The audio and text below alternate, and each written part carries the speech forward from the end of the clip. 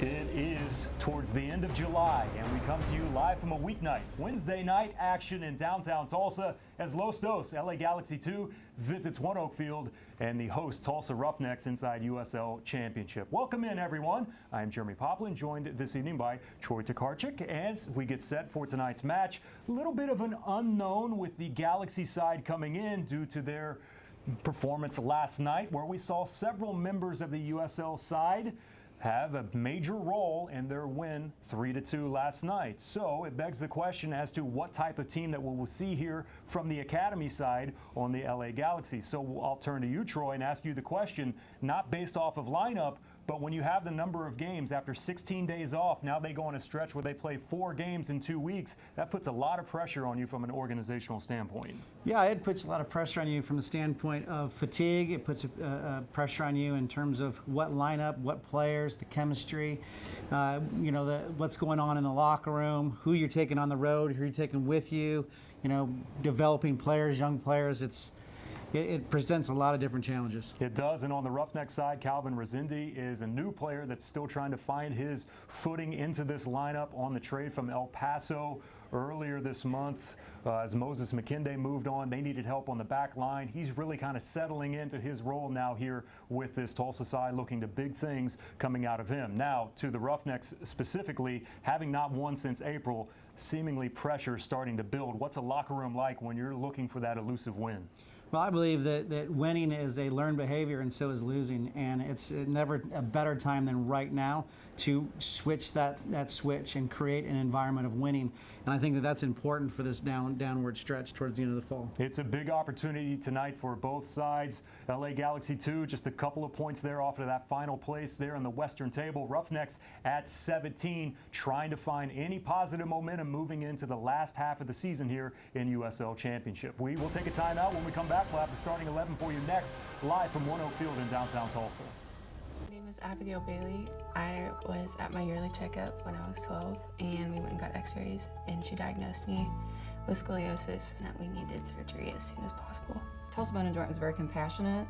They took their time with us. They answered questions. He was very encouraging. Dr. Clark helped me see that there is life after spinal fusion. Just because your spine is fused doesn't mean that you can't do what you love to do.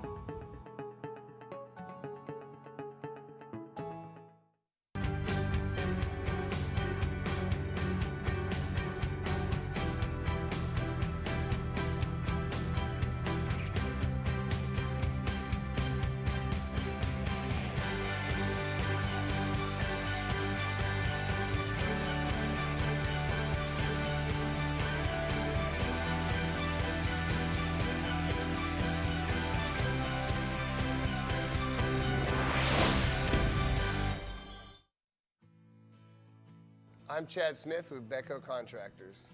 As an employer, we're always worried about new employees coming to the job and not being aware of their surroundings and just not knowing what they're really doing because it's a new job site. So the partnership with Tulsa Tech has really helped us take that worry out of the equation. We know that they're fully trained and ready to go by the time they show up on the job. How was school today? Mrs. Smith, what are you doing? Recycling. You can't put plastic bags in the blue recycling cart, but you can recycle this milk jug. You can recycle stuff from all over the house. You can recycle this empty box. What about these hangers?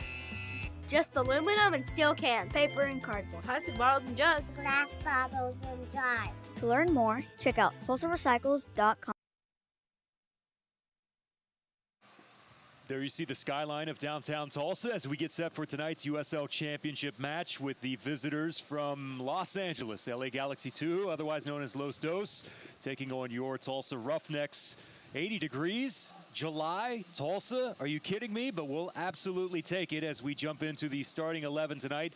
We'll start first with the visitors from LA Galaxy 2. A little bit of a different look tonight that we'll see due to activity with the first team from last night that took several members.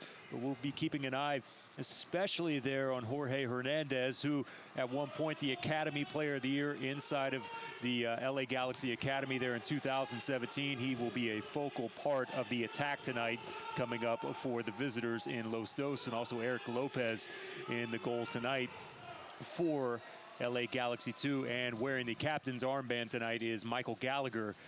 There, number 63, you'll see him on the back line. Now let's move to the starting 11 for your Tulsa Roughnecks. Not many changes from what we're normally used to seeing. Mason Stidehar tonight protecting the nets across the back line. It's Sheldon, Hedrick, Roberts, and Rogers. Mom Premier up top along with Altamirano, Reyes, and Rodrigo da Costa setting now currently on the season second in goals scored for the Tulsa Roughnecks. There was 6 on the season from him, and we'll see what type of action we have here early as these two teams try to figure themselves out here in the early going. And we are officially underway as the sun splashed far end of the pitch here at 1-0 Field, and that will be something that we'll see the keeper Eric Lopez have to deal with. You see the great shot here as we are officially underway. Welcome in, everyone. I am Jeremy Poplin, joined this evening by Troy Tokarczyk as we get set to bring you tonight's action. Thank you for watching in here on ESPN+. It is a story of two sides that, as of right now, are totally opposite of each other. But some changes across the board for LA Galaxy 2, which we will get into here in the early going. And Mom Premier in the offsides position. Nice early ball played there. First look that we get to see here of the Roughnecks with a bit of possession here in the early going of this game. Yeah, it looks like a little higher line from the Roughnecks to start off the game. It's looking pretty good. You can see there what we were talking about earlier with some of the shadows there. As soon as this sun dips down here over the end of 1-0 Field, it will be much easier. And it is something that takes some getting used to, and you will see it here typically in the first 10 minutes or so about how we can wreak havoc with trying to play that ball out of your defensive third. And here's a ball that is now will be placed for a free kick for the Tulsa Roughnecks here in the opening couple of moments. Looking for that elusive victory. It's a victory that's been evading them since April 24th, the 2-0 victory over Colorado Springs Switchbacks FC. Meanwhile, on the other end, coming off of a loss is Los Dos, but have picked up the pace here over the last month or so to put themselves in a pretty good position right now as far as the playoffs are concerned. Here's a look at our center for tonight. It is Kevin Broadley. The assistants tonight, Matt Trotter, Truman Berghall, and Michael Kapp, the fourth official positioned in between the two head coaches.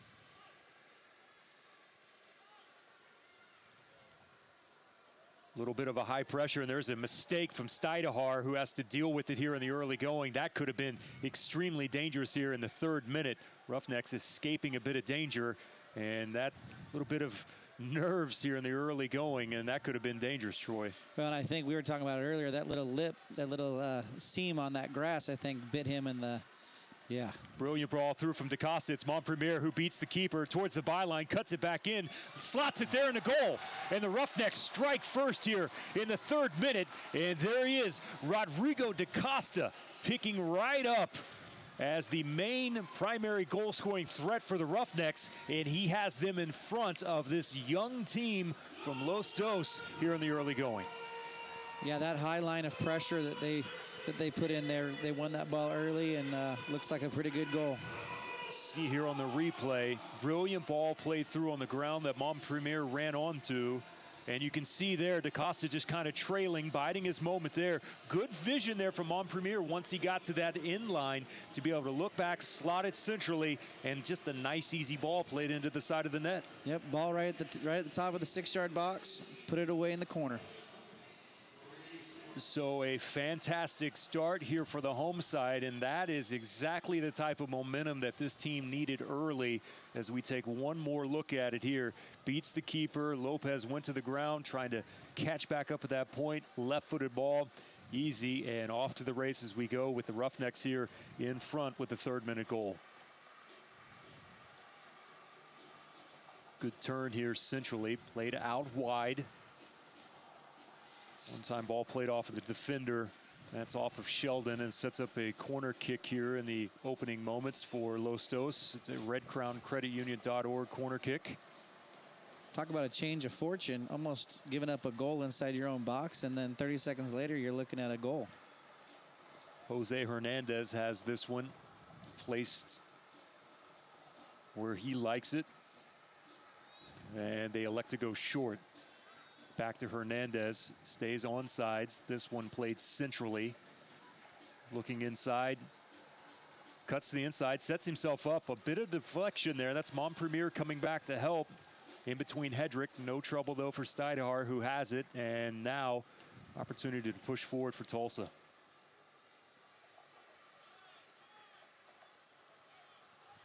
There's the captain, Cyprian Hedrick, for 150 caps for him inside a USL. Part of that solid back line centrally for the Roughnecks. Former draft pick from Kansas City. Altamirano. Ball on his foot, cutting to the inside there. Maybe one too many dribbles. And then a long ball played over the top. And this is where Cyprian Hedrick has to be careful with the youth and the speed of this Los Dos side. That's Augustine Williams, who he was working against.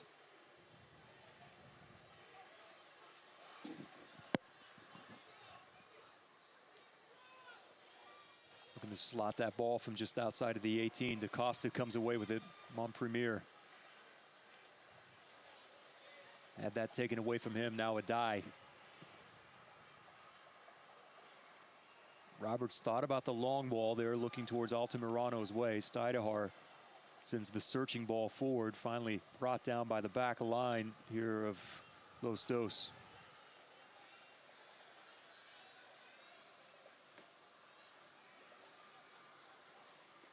There's that high pressure again. Altamirano, left-footed ball, looking for Montpremier. Lopez, though, has it. A difficult angle for him to beat Lopez from that position with Altamirano. Do like that high pressure, though, that's being applied here early. It has resulted in a couple of big opportunities and one goal so far here in the opening minutes. I think with that high pressure, that high line of pressure, you're going to start to see LA Galaxy look to stretch the team like they just did there, trying to find that ball in behind.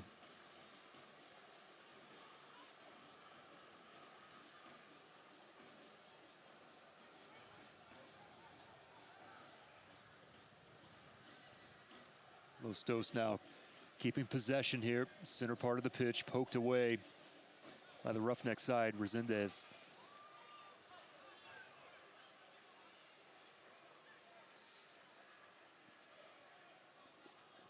After getting that early goal, I'm looking for the Roughnecks to settle in, possess the ball, knock the ball around a little bit, see if they can break them down again.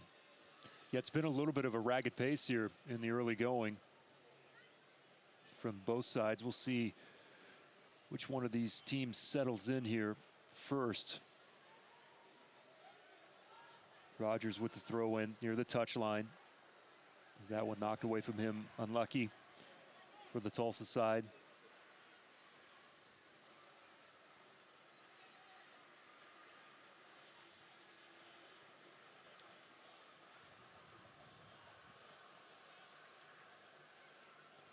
Good job of defending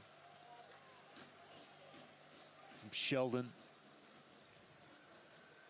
Not allow Hernandez to control with his first touch.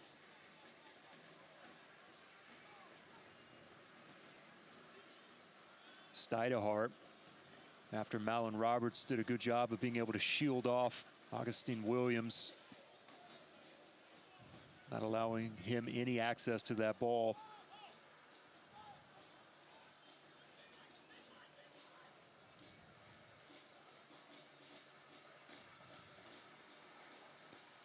LA Galaxy is really doing a pretty good job of trying to break them down over the top and switching fields.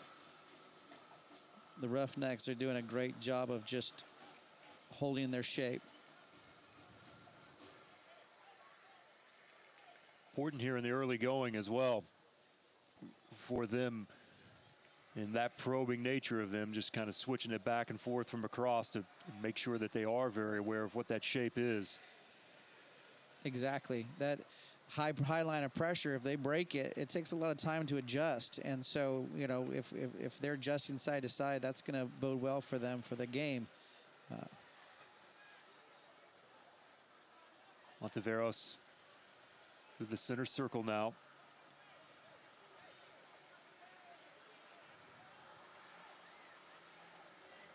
Troy, this is a little bit more. You've seen a number of games here. Seemingly, this is maybe the most amount of pressure that we've seen from the Roughnecks, especially as high as that has. Yeah, I'm trying to remember a time where we've seen that. It's been I've been to many games, and generally speaking, you see a line of confrontation right around midfield, and you know, nice just kind of sit back and let them come to you, and that for the Roughneck fans, that's good news, because that tends to produce success. And I think there's this that goes hand in hand with the sense of urgency. When you haven't won since April 24th, you're trying to do little things here and there, tactically, anything to feel like to give you an advantage at this point. And if that's what results in what we've seen so far with a little bit more of a higher line, then I think that does show you that they are willing to change tactically what they've been doing. I would agree with you, and that's exactly what we talked about in the beginning. Altamirano trying to find that diagonal ball there to the corner of the 18. Resende was there waiting on the reception from it. Defender stepped in front and took that away, and now possession here for Los Dos.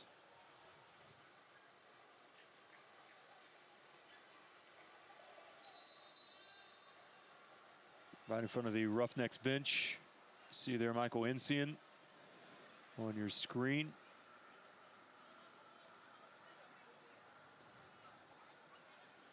Roughnecks as of late has just been one hard luck story after another, from the July 6th match at Portland, of having that lead all the way into stoppage time, to have a penalty called in the 94th minute and to have them convert, to have that, you know, literally the victory ripped away from you at the last moment. After, at that point, you were already to 10 men. Then you had another red card on top of that to go down to 9. You concede on the PK to have one taken away from you, and then to control the game at Colorado and come away short. Those things start to add up. That's a nice ball that's there.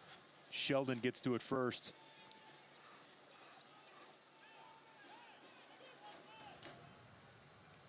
Settled. Still on the foot.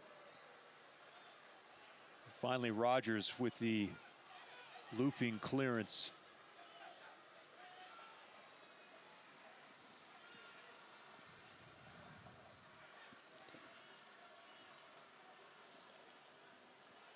Galaxy still in firm possession. He did slip down there. That would have been a nice turn and an opportunity there. Well, that ball is in the ground on the box a lot here, as Cyprian Hedrick is down on the turf now. Foul called in favor of the Roughnecks, but not necessarily the cleanest plays that we've seen so far, with that ball kind of bouncing around there with a life of its own inside the box. Yeah, I think Schultz was just trying to get a hold of a ball and just swung at it a little bit late. I don't think there's any intention there. See here a replay of it. Yep, exactly it. That touch got away from him just a little bit. Tried to finish. Hedrick is up and okay, which is good news for the Roughnecks. That infield grass looks like it's taking a beating already.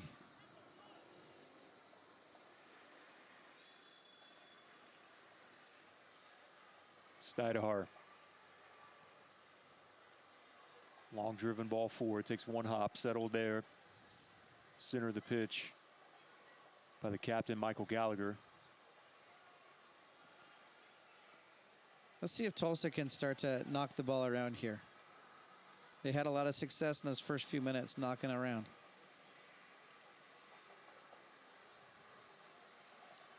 Resende.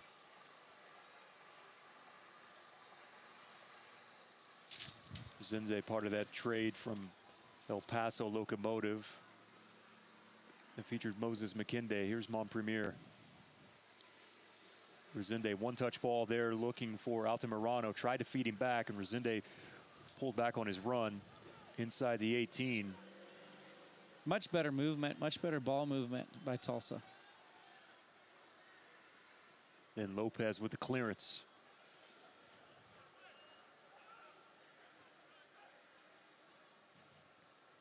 Rogers, who played his college ball here in Tulsa at ORU.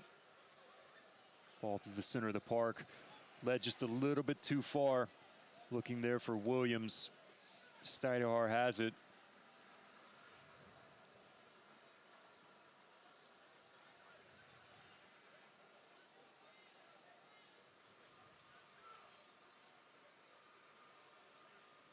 Do kind of get the sense that Tulsa has kind of their feet underneath them here a little bit, and they're starting to become a little bit more spread out. Yeah, it's nice to see the goalkeeper not just knock the ball out, but rather build out. I think that's going to open up a lot of space. Rogers on the near touchline. Reyes has a die.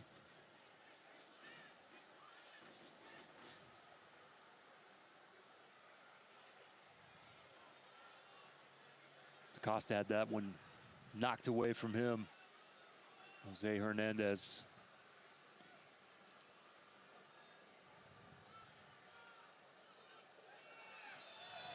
Contact in the foul, and that will be against LA Galaxy 2. I'd like to see another look at that. We're going to get the opportunity here as you get to see ball that was played wide here. And that's Sheldon that was going over to try to essentially cut down the angle and shield off, because his first touch was pretty far out in front of him.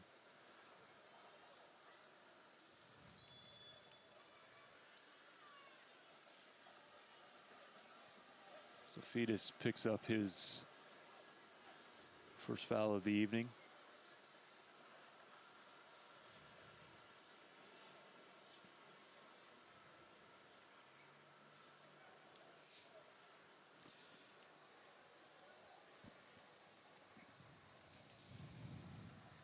It's a ball there from Malin Roberts where I think he tried to force it there to Altamirano. Had plenty of space here to the opposite side, almost to the near touchline from where our position is at. Try to fit that into place there. Altamirano, little clip. Referee comes over and wants now to wave that one off. Say we will not have any more of that. That's Fetus again, who just picked up the foul on the opposite side. So good refereeing here from Kevin Broadley. 2 quick fouls in a row on the same player, and he wants to give him one final warning. I see Resende, he's floating right in front of those 2 center backs. I'd like to see Tulsa try to find him a little bit better. He's floated in there, he's completely open. I'd like to see Tulsa break the line and find his feet. Well, one of the areas that was so devastating for Tulsa offensively was set pieces at the early part of the season. That has not necessarily been the case as of late. Can they get back to that? That's how they scored the majority of their goals here in the early going. And here's a foul around the 6-yard box.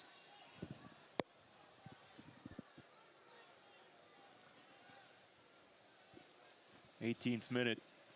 Goal scored here in the third by Rodrigo da Costa. Has the Roughnecks in front.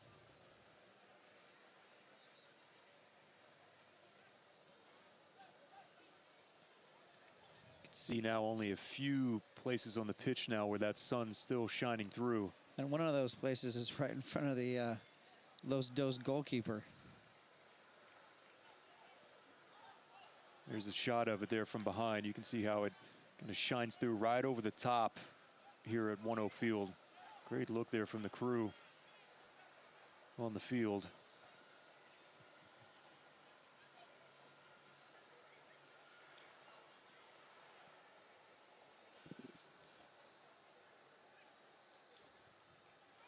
Looks as though LA started to settle down as well. Their possessions picked up considerably. That ball somehow finds its way through. Mon Premier Fetus was there. Montpremier, that one just rolled across the face of the goal, missing by just a few inches towards the far post. So an opportunity there for Tulsa just comes up short, but the pressuring continues. That's a little bit of the downfall of playing a 4-5-1, not getting somebody in on that back post to tap that in.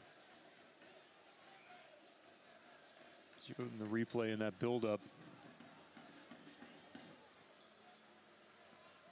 Now foul.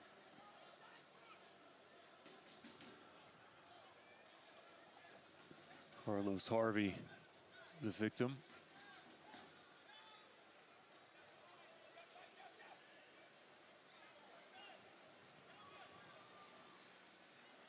Well, we usually take stock of the first 20 minutes.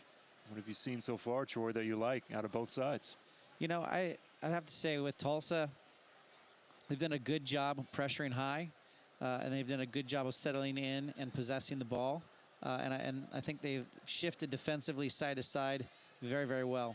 Good ball played in, almost settled there. Los Dos is doing a really good job of finding the flanks and getting service in from the end line. I think that they're starting to settle down and possess the ball as well, and they're trying to find their feet. Well, you've seen the combination mainly of Jose Hernandez and Jorge Hernandez. They've been the primary targets there out wide. Here's Montpremier kind of setting himself up with the right foot. Good defending, not allowing that. Altamirano. The deflection off of the defender, no trouble at all for Lopez, and has it. I'd like to see him take that ball, take that defender on and get down the line. And that's why it's a little bit confusing, because we've seen that a lot out of number 11, where he has not been afraid at times to go 1v1 versus the defender. Yeah, there's a lot of good things that happen on that end line. Two of the three of them are positive. Goal, corner kick, otherwise it's a goal kick. Aforementioned Altamirano finds Rodrigo da Costa, goal scorer. Has some help on the touch line if he wants it on Premier. Now a die.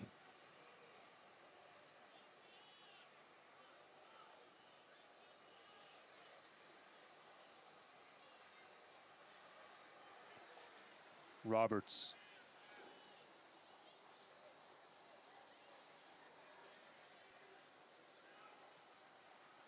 Long driven ball there, not going to make Altamirano, but now a throw in nonetheless in front of the Los Dos bench.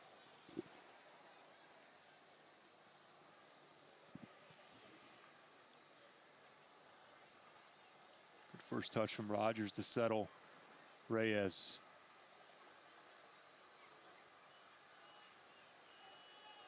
Altamirano's cross. Only a white shirt in the vicinity. Out to Reyes, who has a go from distance, and that one kept rising.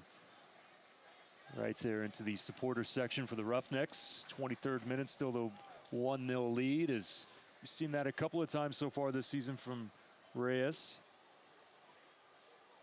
Not afraid to have a go from anywhere in that vicinity on the pitch. That possession, Tulsa, they sprung together 10, 15 passes, moved the ball side to side, ended with a good cross. They need to get somebody in the box, though. You know, they need to get some numbers in the box and get some opportunities on those crosses. Yeah, even the ball that we saw from Altamirano, Resende was just kind of there right inside the 18, not really making a far post run at any point. I mean, in the box, but still when you're there, you've got to be active, especially in some of those crosses.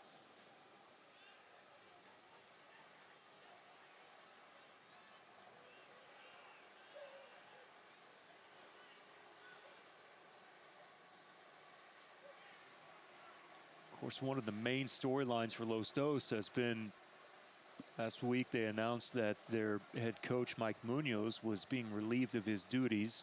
That's why Junior Gonzalez is serving as the club's interim head coach. If Junior's name rings a bell, he spent some time at Rio Grande Valley, Stuydehaar.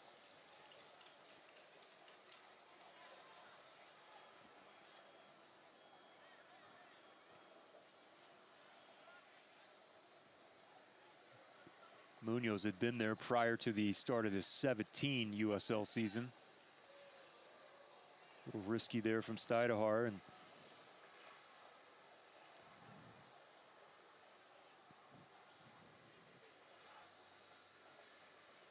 still, Tulsa is showing some good confidence in their possession. They're willing to just knock that ball around, look for the opportunities.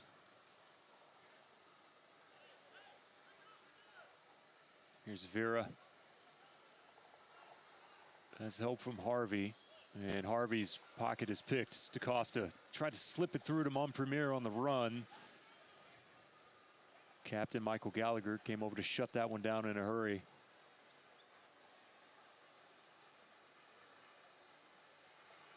I don't think Tulsa is in a position where they have to just completely counter. I think the fact that they won possession, it'd be nice for them to, you know, if it's on, let's go. But if it's not, let's settle down, knock the ball around, and continue to possess. Because when they do possess, they're having a lot of good opportunities.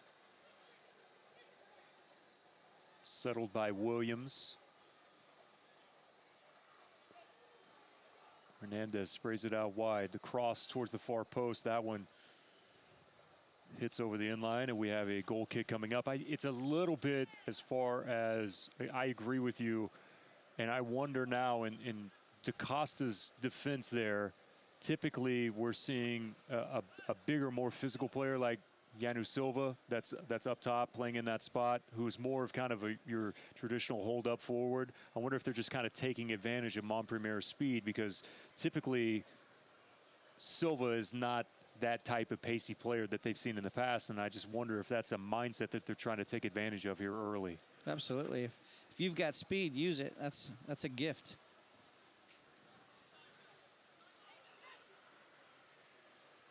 Good ball play through Hernandez.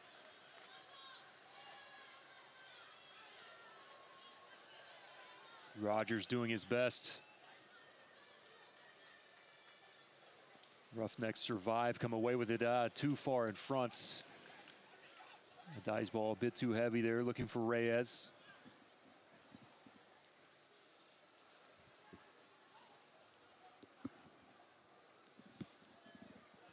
Hernandez splits the defense. Got towards the byline, cut it back, the header, and it's there. The equalizer is in. And Schultz. Just like that, Schultz, off of a great ball from the byline on the far side of the post, gets saved, and Schultz is there to finish. And we have ourselves the game. And like I've been saying, LA's been doing a fantastic job of getting down the flanks and getting in behind the Tulsa defense. And that's just a good example there. So Schultz in the 27th. Take one more look at this. How about this ball here? What a chip. I mean, just the composure on the ball. Fantastic. Awareness at that time to put it into that position where you know just giving your teammates an opportunity. An opportunity, that's all you're asking for. And unlike Tulsa, someone is on that back end. Yes.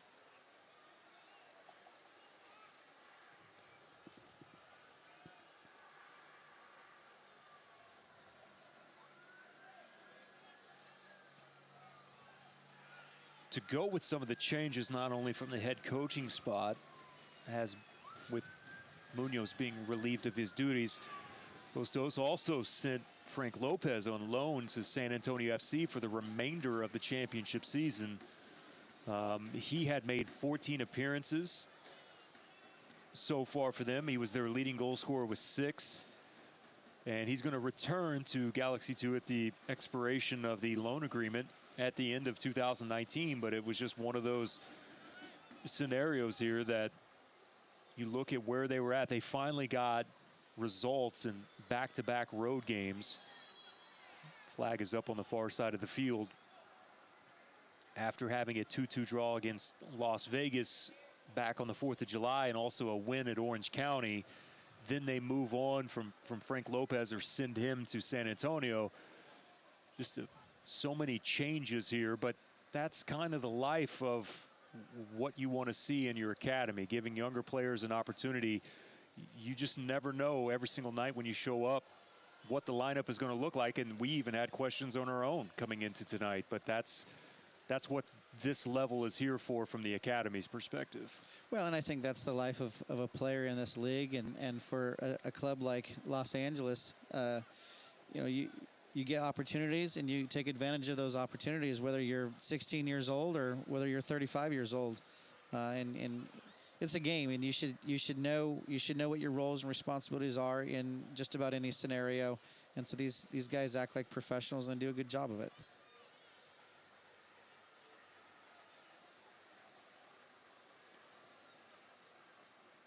LA last year was 3-11-3 away from home. So far this year, 2-4-3. So they've almost equaled their amount of wins.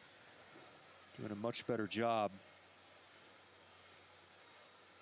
away from Carson than what they have so far in the past. Reyes just unable to get there. Now a foul, center of the pitch.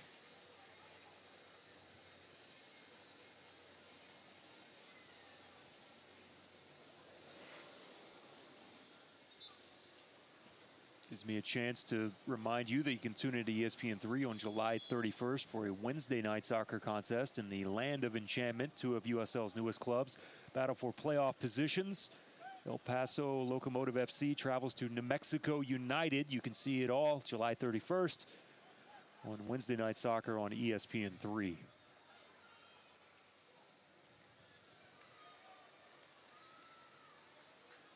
Sheldon not allowing that ball to find its way across. And that's what I'm talking about. Taking that defender on and getting down to that end line. You either get a goal, a corner kick, or you get a goal kick. And LA2's last time they got a goal, this time they get a corner kick. Good things happen from that end line. Here's Hernandez.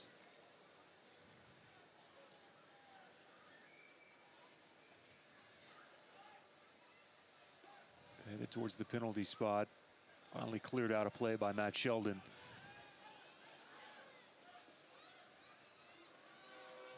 Diagonal ball looking for Williams, unable to catch there, and now Tulsa quickly wants to go. Long ball from Montpremier. DaCosta runs onto it. 1v1 versus the defender, cuts back to the inside, and maybe one too many touches there from Rodrigo. Good defending from the Los Angeles perspective, and quickly now they go to the opposite end. Here's Schultz, the goal scorer.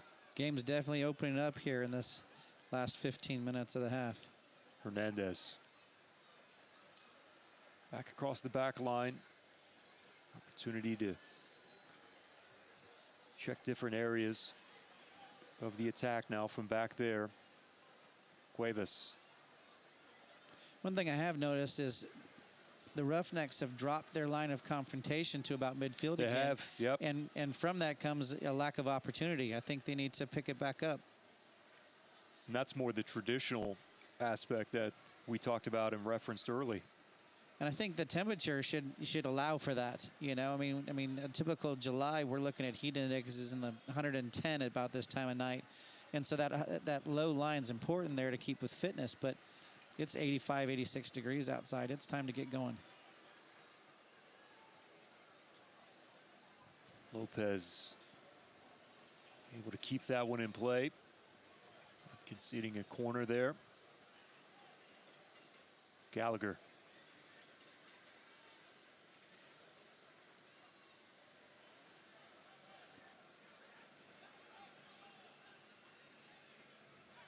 Good run from Schultz. Gets the cross off. Rogers has to use his chest to bring it down. Sets up another corner now for Los Angeles.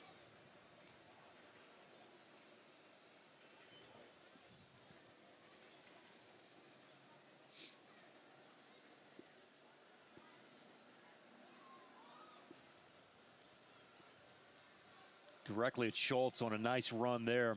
Almost got to it in enough time. And now the counter. A little bit of misconfusion there. You see Altamirano throw his hand up in disgust there.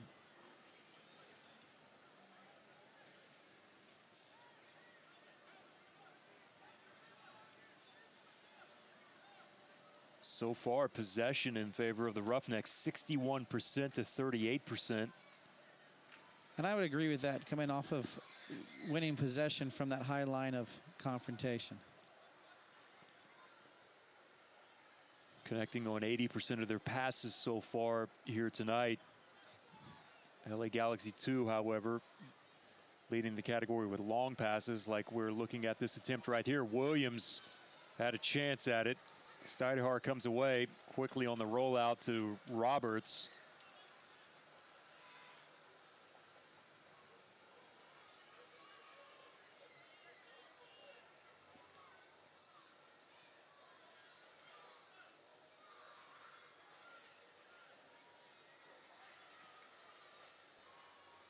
Zende couldn't control him with his first touch. But that's the ball I've been hoping that they would play. To find that being 2-3 defenders with that ball, he just has to do a little bit better job with it. See there on the replay, the accuracy from that ball from the back line played over the top, looking for this man, Williams. Tried to sell it there. Sip helps him up. I don't think he has a whole lot of a cause there. I think that's exactly what the official, Kevin Broadley, was explaining to him at that moment. 36th minute here in downtown Tulsa. See here on the replay whether or not that there was anything. Nah, I was looking for a shove. Yeah. Not much to it.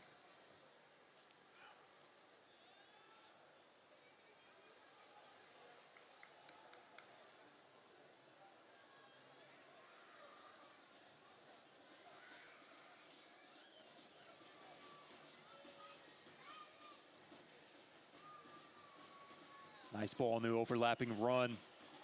Someone come to close him down. Hernandez was there, kind of just hanging out right near the penalty area. Been impressed with him so far. I've been impressed with Jose Hernandez on the ball right now. Yeah. He's looking almost Pirlo-like. And if you watch him, watch his movement off of the ball too. He's finding little patches of space. He always seems to be open and available. I think he's the #1 threat for the Roughnecks right now.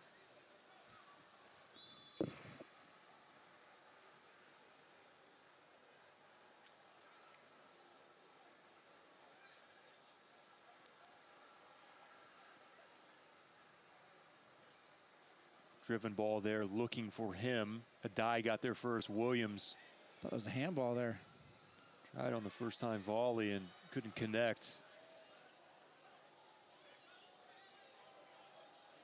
Reyes was shielding off of it and gets the call in his favor.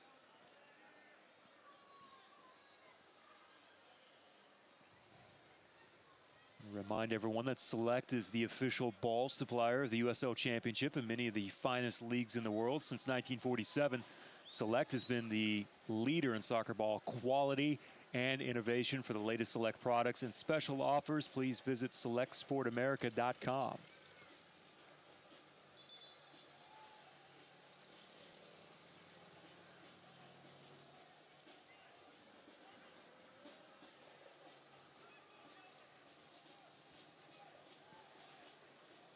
See Incian shouting out directions there. Right behind Sheldon. Rogers now has plenty of space in front of him.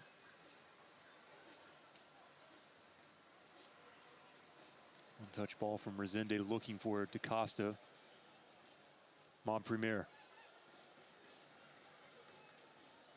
Couldn't quite connect with Altamirano.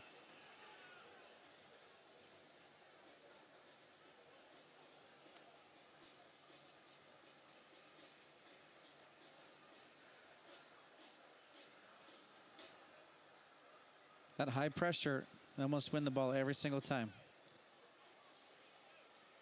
Another good example of it there.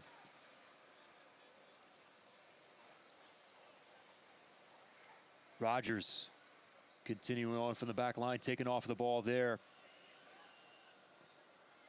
Roughnecks have to shift over as Rogers now tracking back. Here's Hernandez.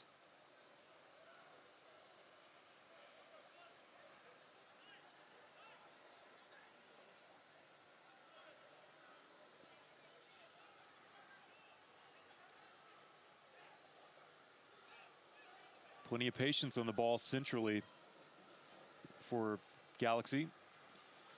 Little unforced error there.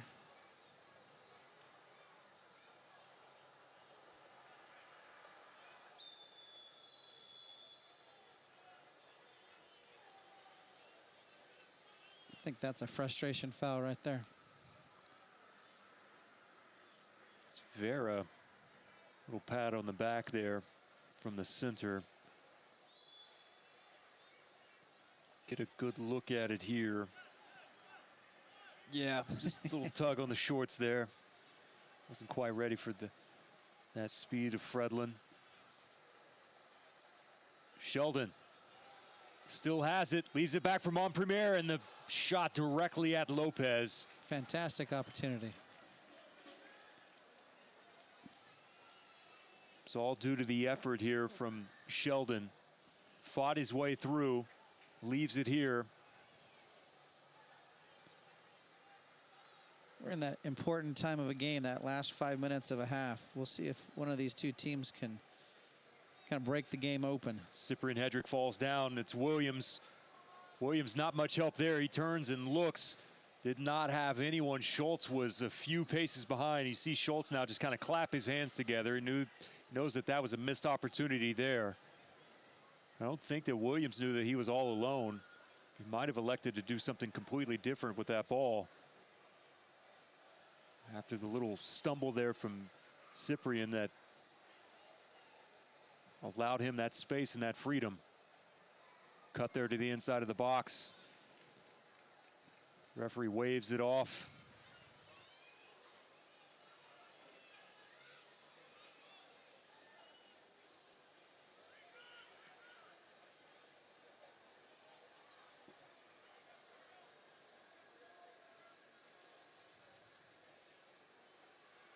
Yeah, we've seen at times, especially here from the One Oak perspective and the Roughnecks, that you concede that goal in these moments here, and at times it can be an absolute backbreaker. Well, took one bounce in. Rogers was able to save it, being a corner kick. It's now a throw in here. It's good effort. It's good effort. Deep part of the pitch here. Now Schultz will leave.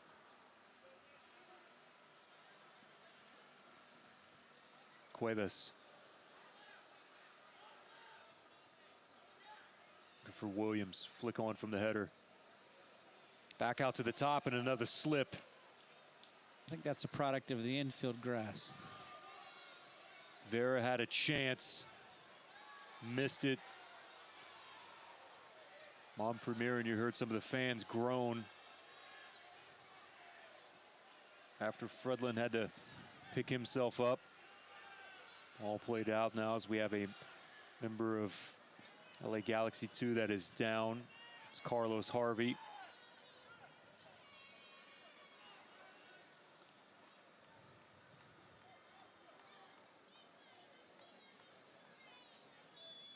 Harvey is saying that he took a little bit of a shot there.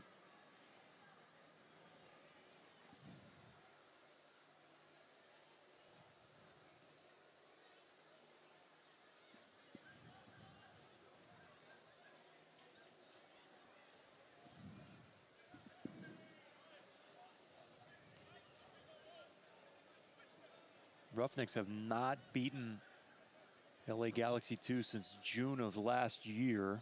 It was a 2-0 victory here at One Oak. Roughnecks have come up empty in every occasion in their trips out to Carson. There to the track and field stadium right outside of what was StubHub.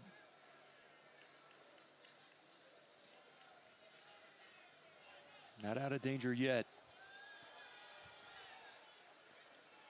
Foul there on Hernandez.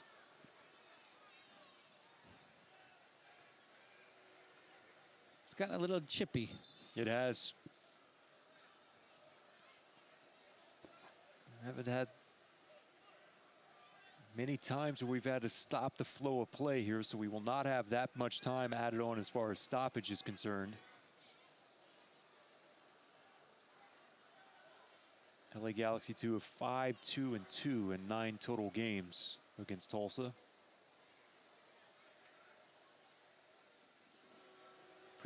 Previously this year, April 6th, there was a 4-2 victory for them at home. Kai Koreniuk finished with a brace on that night, as did Ethan Zubek. Both of those in action last night in the impressive win for LA Galaxy over Tijuana in PKs. They're in the League Cup. 1 minute of time has been added on.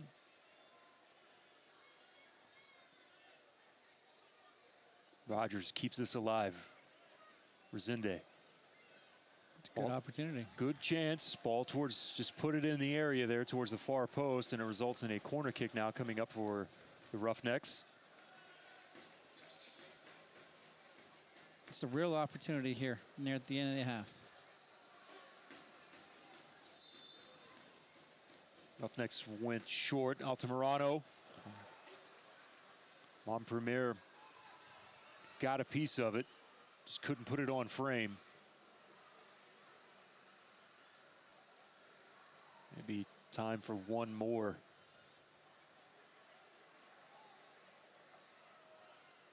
They can find a way to get this cross off. Had a chance, it was just knocked down, and that will do it for the first half. But we had fireworks early with Rodrigo da Costa scoring his 7th goal of the season to match his number of assists. Now tied with Luca Lobo for 7 goals on the season for him, but not to be outdone by Nate Schultz, who in the 27th minute leveled things for Los Dos. And that gives us our score here of 1-1 heading into half at One Oak Field. We'll see what adjustments that both sides want to come out with here after having this conversation here at halftime. When we come back, we'll have the highlights for you. Plus run down the 3 big storylines, not only here from Tulsa, but inside the USL Championship. It's 1-1. Live from downtown Tulsa at One Oak Field. Take a timeout and come back after this with more Tulsa Roughnecks soccer.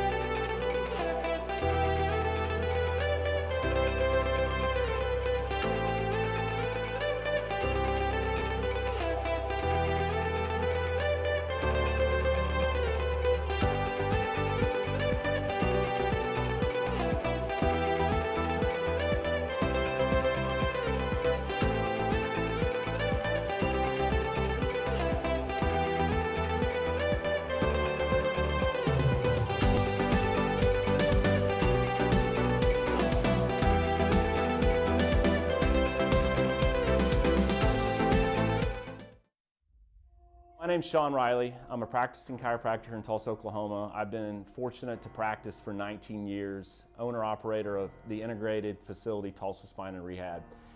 This is what sets us apart at Tulsa Spine and Rehab.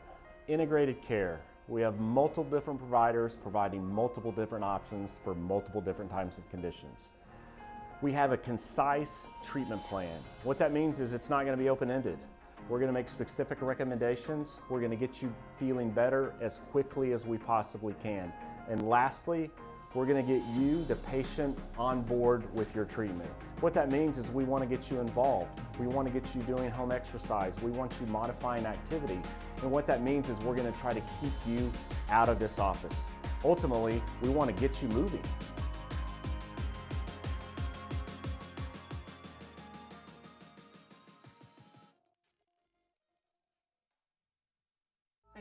Abigail Bailey. I was at my yearly checkup when I was 12, and we went and got x-rays, and she diagnosed me with scoliosis and that we needed surgery as soon as possible. Tulsa Bone and Joint was very compassionate. They took their time with us. They answered questions. He was very encouraging. Dr. Clark helped me see that there is life after spinal fusion. Just because your spine is fused doesn't mean that you can't do what you love to do.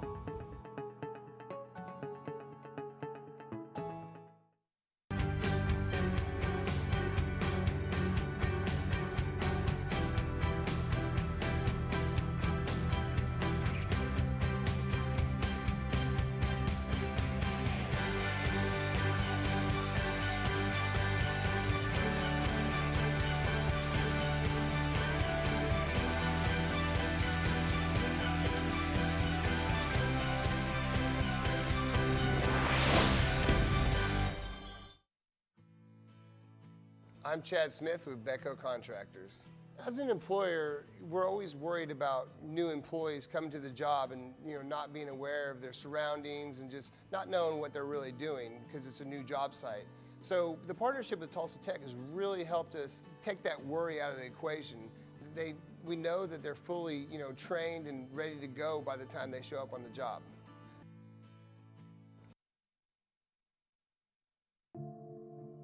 What does it take to be a champion? Skill, strength, vision, an unrelenting desire to prove your worth week in, week out. An army of fans behind you screaming your name. And sometimes just a bit of luck. For 631 games over the course of the next 9 months, 22 players will step on the field to answer the question, why will it be you and not them? And the 36 teams, from the champions of yesterday to the challengers of tomorrow, only one will be right.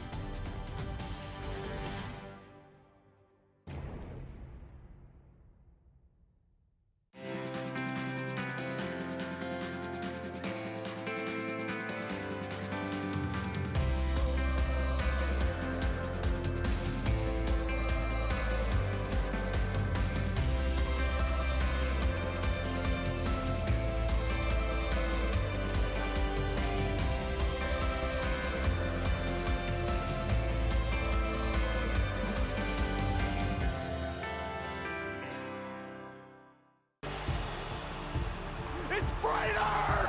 What a hit! Crossing in, it's a goal! Keeps it knocked away myself. Omar Salgado, the hometown hero. Streaking run from Josh Suggs. The cross keeps the winner! Another brace! Mower!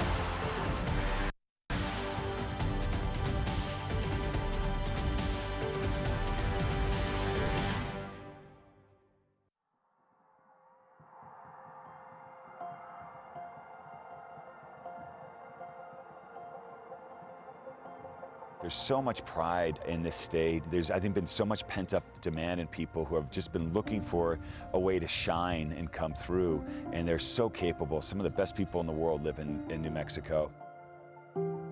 This idea was sort of born from that, why don't we have a section in our stadium that is devoted entirely to the underserved, the underprivileged, maybe kids who would never have the opportunity to come do this, or public servants in our community, firefighters, teachers.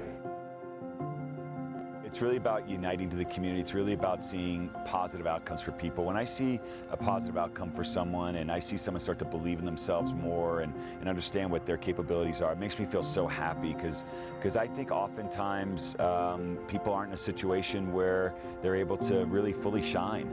And we have, individually, we have so much inside. It's probably so much more than we're even allowed or think we can give every day. So let's create a platform that gives and encourages giving and encourages community. And I think if we do that, we can make a real change. For example, we have the YMCA coming, so we gave 75 tickets there. There was 150 tickets went to Herman Sanchez Community Center, and then the others went to other kids in the community that really would not have this opportunity. But by the way, if it was gone and someone else wanted to get in, we'd make it happen. It's for everybody. So it's a way to spread goodwill in our own community to the people who need it most. It's not just about a game anymore. New Mexico's really out there making a statement. We wanted everybody from Albuquerque to Santa Fe to the eastern and western corners of the state, southern. You're part of this team. You're part of this family. It's a movement really more than anything else, and we want everyone to know that they're a part of it. That's what our name means, United.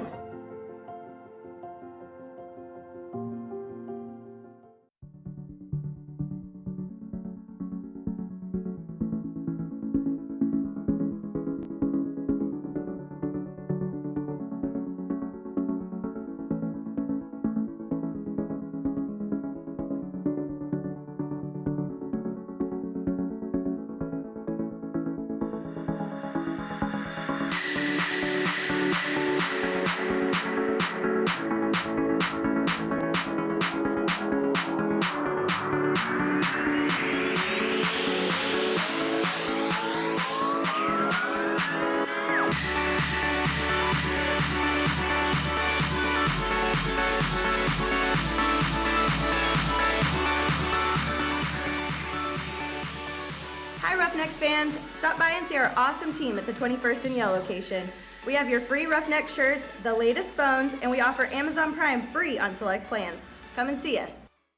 In about 8th grade, I realized that my knees really were hurting, and I ended up tearing both of my patellar tendons in several places. Dr. Stanley and Tulsa Bone and Joint, he gave us all of our options, explained them, and we knew walking out that we were in the best place possible for her.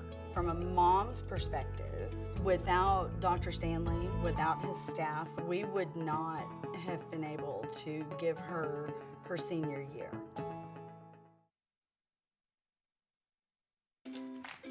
How was school today? Mrs. Smith, what are you doing? Recycling. You can't put plastic bags in the blue recycling cart, but you can recycle this milk jug. You can recycle stuff from all over the house. You can recycle this empty box. What about these hangers?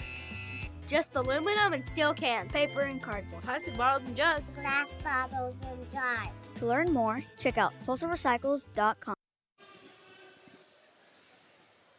Welcome back to One Oak Field here in downtown Tulsa as Los Dos and the Roughnecks tied up at 1 apiece on what is, quite frankly, a beautiful night, Wednesday night here in downtown Tulsa. Temperatures here in the 80 degrees for most of the day, and we've settled into quite the nice evening as well. Here's a look at the Western standings, the top of the table, and Phoenix Rising, who will be here coming up on Saturday night at 41 points. They have won 10 in a row. They have tied the all-time record for most wins in a row, with a chance to break that here Saturday inside USL. And then look how tightly compact the next two are, with Reno and Fresno, followed by Austin, El Paso Locomotive, Real Monarchs there as well in the mix. Now we move on to the eastern side and take a look with the Rowdies and the pace that they've set. Only one loss so far on the season, 43 points, followed by New York, Indy 11, North Carolina FC continuing to hold firm, along with Nashville, Ottawa, Louisville, the two-time defending champs. They're at 7th right now, and the Charlotte Independents with 23 points, now currently sitting in that final spot there on the eastern side of the table. Moving on to the League One Team and Player of the Week. And you see there with Jones and Chin at the top. Dennis Chin of the Richmond Kickers scored the only goal of the game in their victory against Orlando City B. Also completed 14 of 16 passes for him. See Jordan Jones there notched a pair of assists and completed 14 and 19 passes overall, while recording 4 recoveries and 1 interception in their win against Greenville. And the player of the week for League One, Devin Jamga, He struck a pair of outstanding finishes in addition to winning 3 of 4 duels and recording 3 recoveries in Tucson's 3-1 victory on the road against Greenville. And that will wrap up League One. Let's move on to the championship. As you see some of the families that are here, it is Bark in the Park night here at One Oak. You see Romero there in the net from Bethlehem. Asante up top, who will have the opportunity to see him here on Saturday. Solomon, 2 more goals and 1 assist.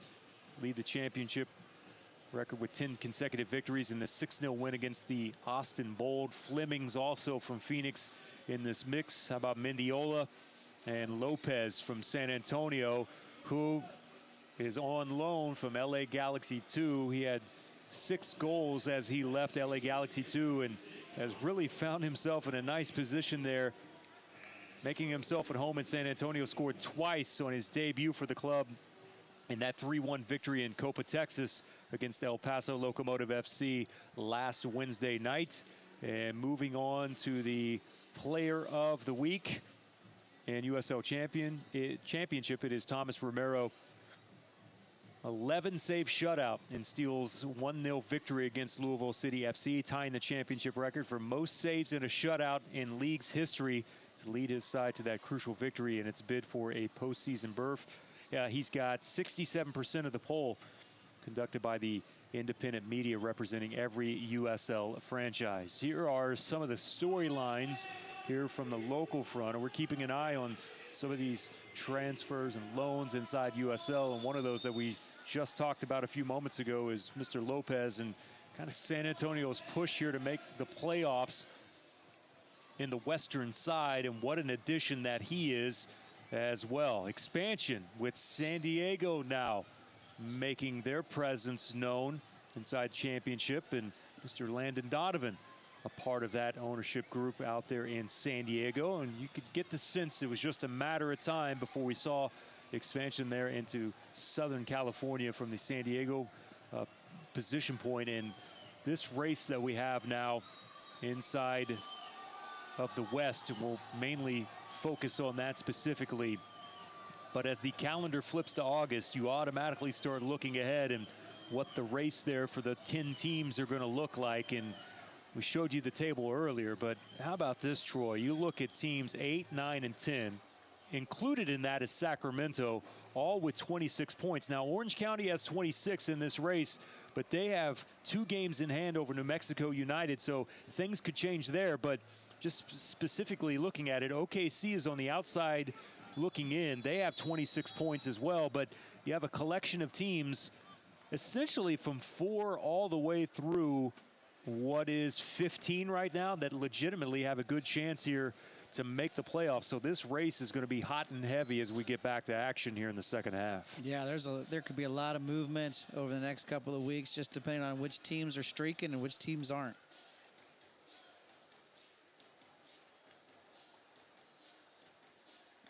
No changes from either of these 2 teams. Here's we open up the second half. Do have a player that is down, face down on the pitch. Galaxy will play on. Finally cleared, at least out of the 18. Now they'll put this ball out of play. Have a chance to come over and check on Williams, who has been down now for a few moments. I think we just got a caution. See if we can get a look here. Just a little contact. He ran into Malin Roberts there. Tough to tell from that angle. He sold it well, I think. He did.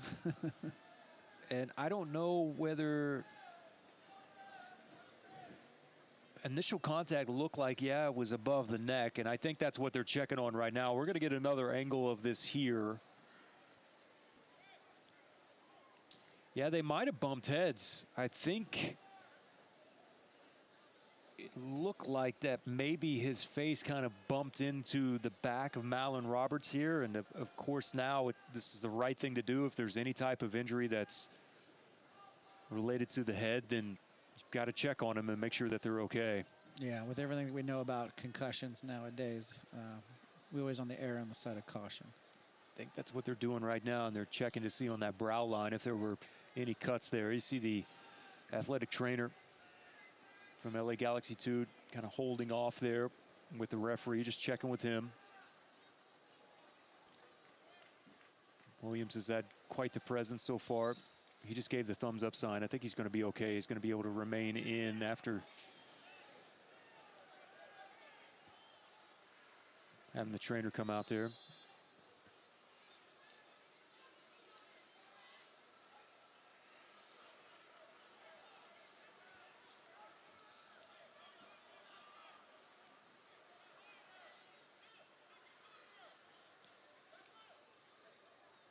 Be interesting to see how LA deals with the high pressure from Tulsa, especially building out of the back with the infield grass. That was Vera that got to the byline.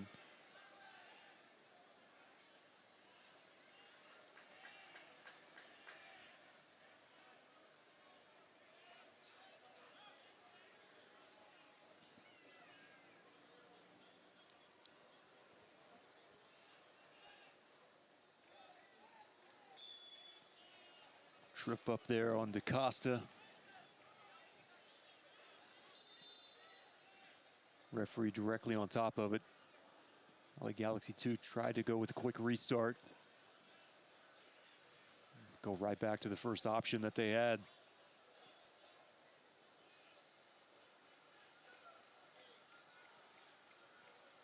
Schultz now applying some pressure.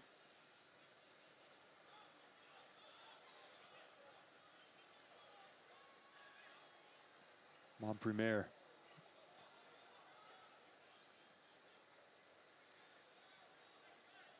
Little challenge there on Lopez that forced him to get rid of it quickly, and then DaCosta was there as well.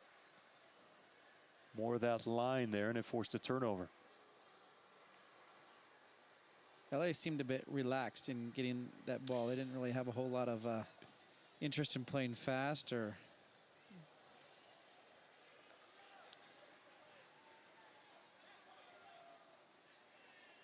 unlucky. Up past the halfway line. Altamirano.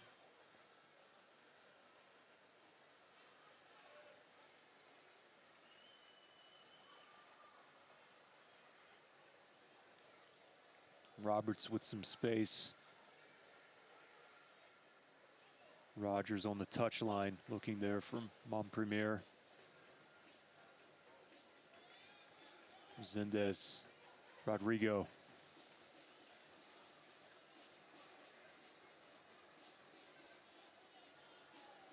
Looked like Rodrigo was going to play that ball into space, kind of a looping run there from Montpremier, just could not fit it through, and corner now for Tulsa.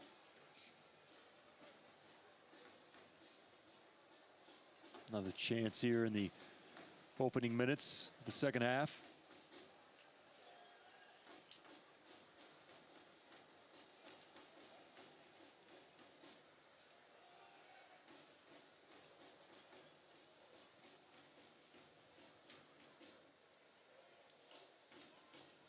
Altamirano, curling ball.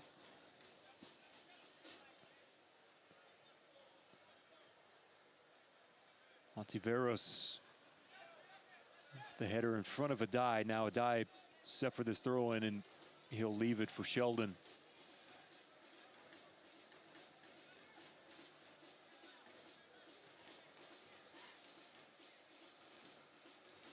Los Dos, when conceding first, is 1-6-2 so far this season. That's good news for the Roughnecks.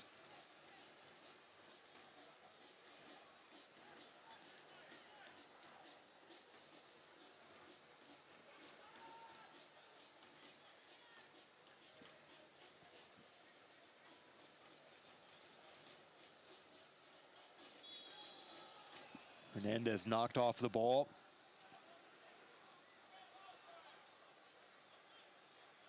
So impressed with him so far here this evening. Yeah, I think the Roughnecks are going to have to do something to counterbalance him.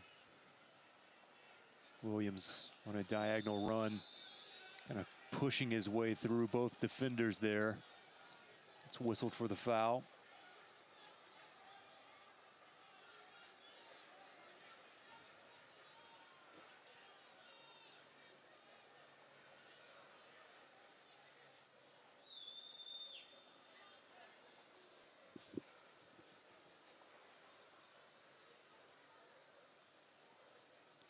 The chippiness that the first half ended with, I think, has just led over to the second half. I think we've already had 4 or 5 fouls here just in the first few minutes of the second half. Cyprian Hedrick, whistle for the handball. And misplayed. Now puts it in a dangerous spot here. Any level of soccer, set pieces are a big deal, especially ones that are this close to the goal. See what type of magic that Hernandez has. Two-man wall to Stuydehaar.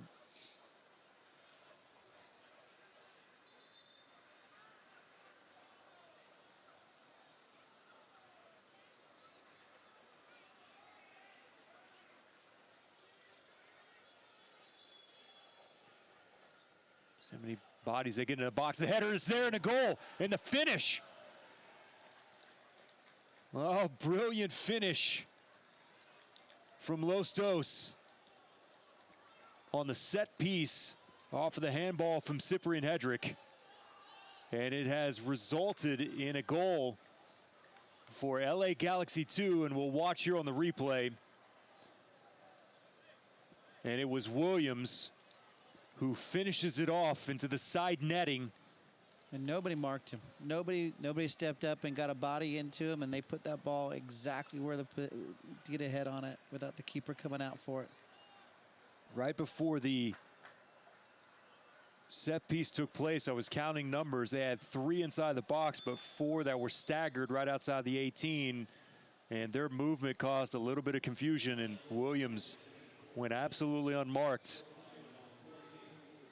And now the Roughnecks, who found themselves with the early lead, now trailing by 1, and pressure continuing here from Los Dos. Tulsa handles it. Montpremier essentially all alone, having to work now against 2. His hard work and effort does earn a corner kick, though. And we'll have our first sub of the evening.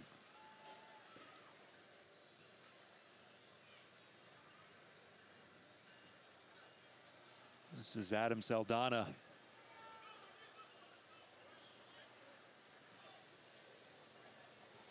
One of the youngsters from the academy level. Stand out on the under 17 side.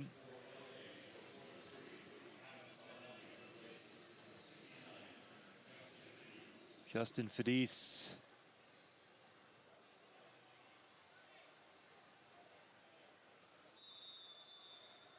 His night is officially over.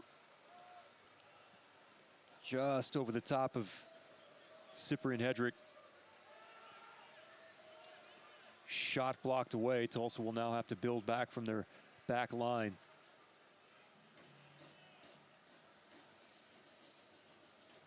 I'd really like to see the Roughnecks find a sense of urgency now. They've gone up a goal, now they're down a goal.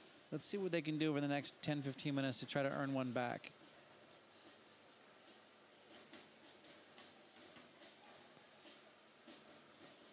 Active bench area for Tulsa. 3 players up. Trying to get loose.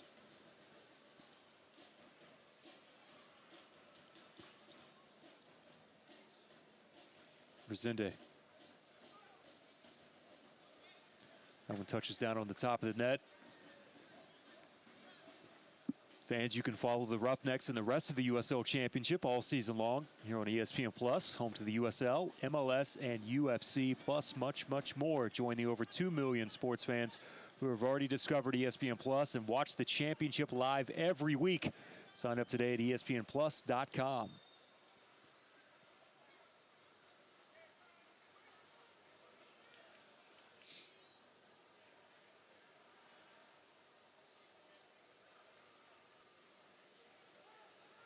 Into space for Williams.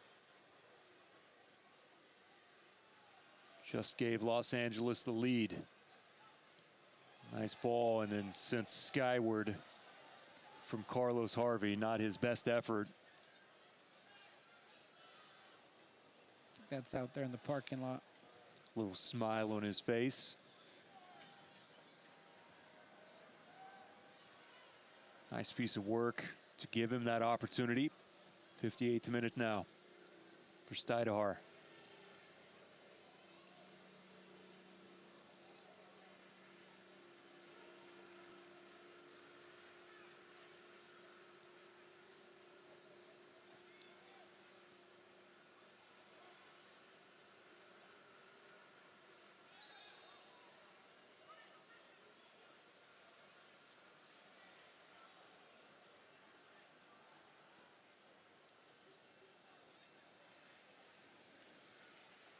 I like the active nature of Resende. Seems like he might need the ball a tad bit more.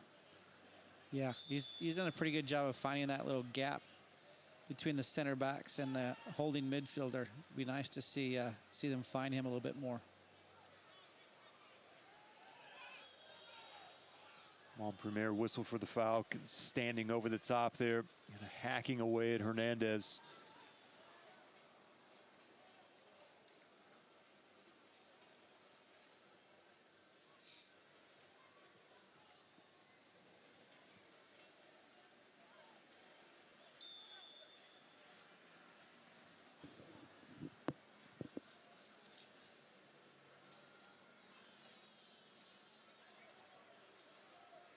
Kept in play. Overlapping run to the outside. Galaxy 2 content here. And their speed of play just seems to have picked up recently as well. They're just pinging the ball around. Goal helped seemingly to build their confidence as well. Talked about Tulsa playing with a tad bit more enthusiasm.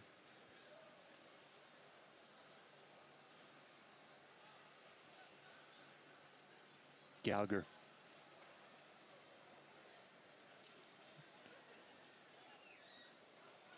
Nice run from Schultz. Into the box, out to Morano, trailing alongside of him, knocks it away. Corner kick now.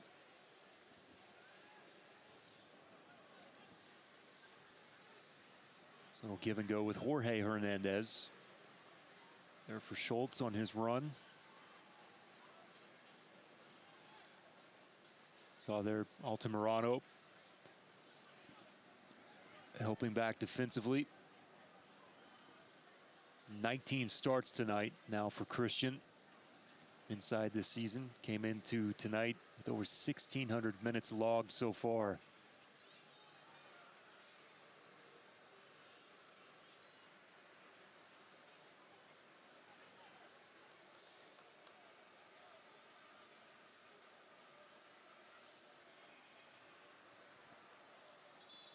We're getting to that 60th minute. It'd be nice to see Encian make a powerful sub or something that re-energizes the team. Yeah, I think we're getting set to see one here momentarily. And it more than likely going to be Janu Silva, who we saw there in the screen.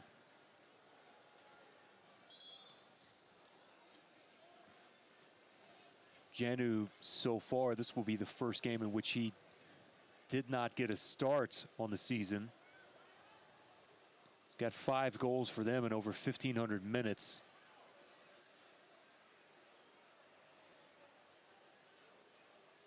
We'll talk about a reversal in the possession stat that we had from earlier. Now it's LA Galaxy with 58% of the possession compared to 41 for the Tulsa side. And here's Silva checking in now for Reyes.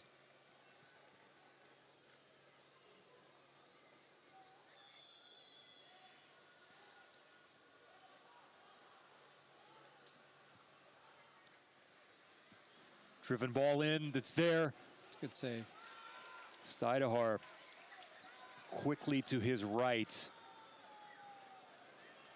Not much on it. Maybe looking for a little bit more.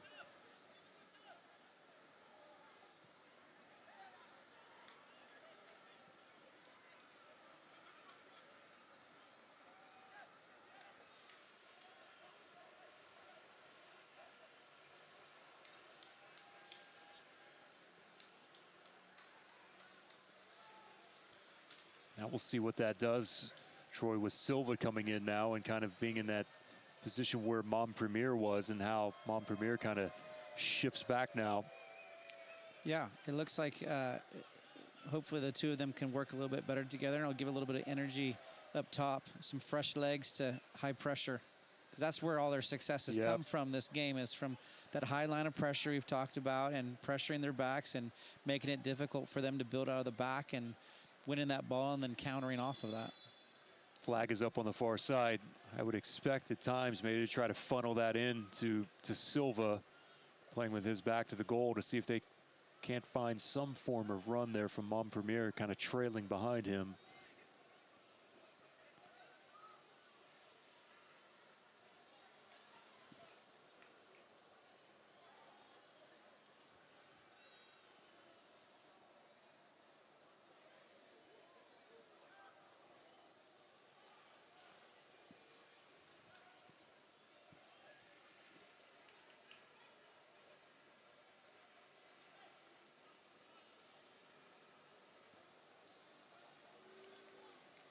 Another throw in now near the midfield.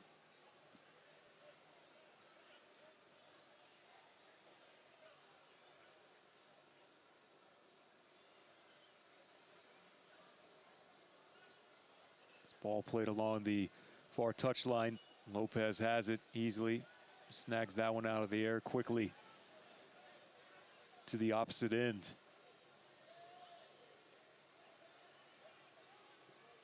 Hernandez.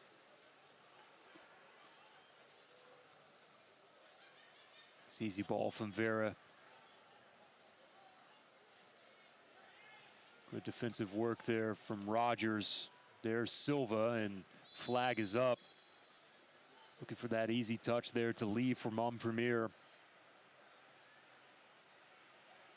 think he found himself probably about 1.5 feet, 2 feet off. And that's been a little bit of an issue at times with Silva.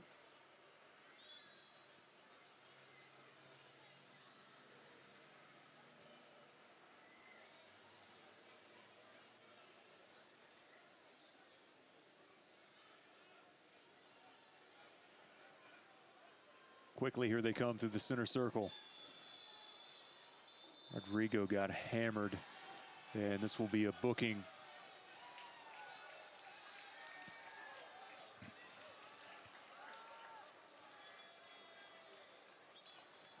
So our first yellow card on the night.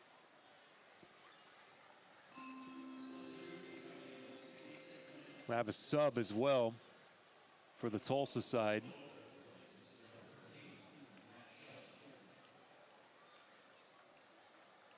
This is Luca Lobo.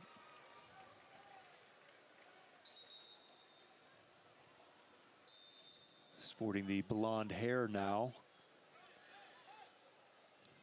Good bit of work tonight for Matt Sheldon.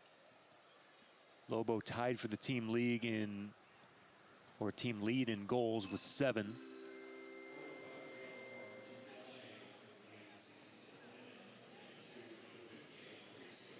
Well, both of the subs that Encian's made have been, you know, an opportunity to try to go get a goal. Yeah. I mean, so he's at least made that statement that says, hey, guys, here's your opportunity. Let's go get ourselves a goal.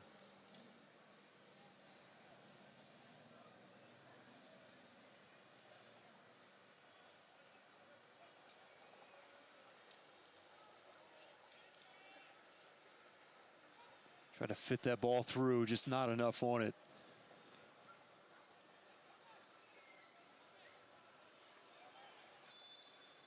Foul there on Lobo.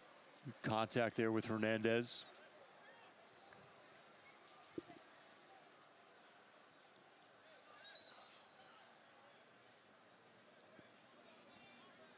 Cuevas, by the way, was the player that was booked for LA Galaxy 2 in the 66th.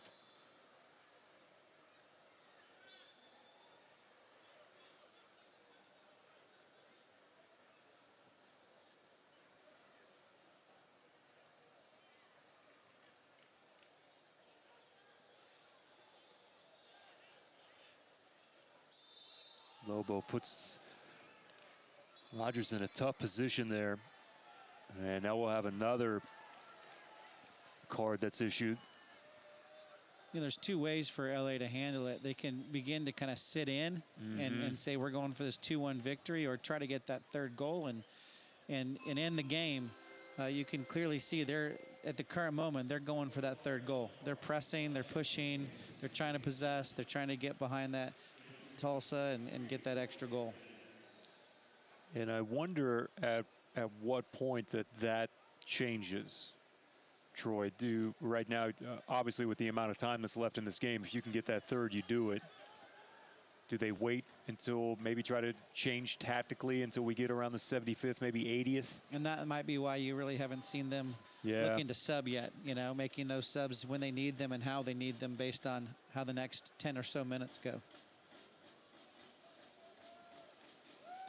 Keep an eye on 12. Luca Lobo has had the really pleasure of getting the majority of his goals through set pieces. Has a knack for finding the ball. Couldn't get to him on this one. Here in a dead sprint is Harvey. And Harvey is hammered right outside of the 18-yard box. And now we'll have another. This is going to be sent off completely. Yeah, you're right. And that is Rogers. I don't think that official hardly even blew his whistle and he was in his back pocket.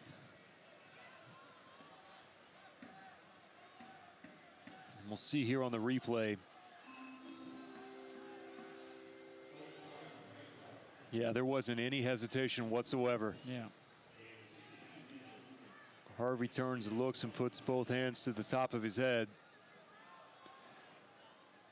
As Roughnecks will now have to climb another hill, down a man, down to 10 here in the 70th. As we see the replay here, Harvey's off to the races.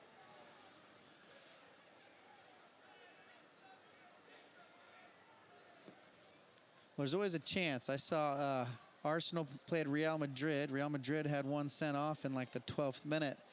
Went down 2-0, tied it 2-2, and won in PKs. So there's always a chance.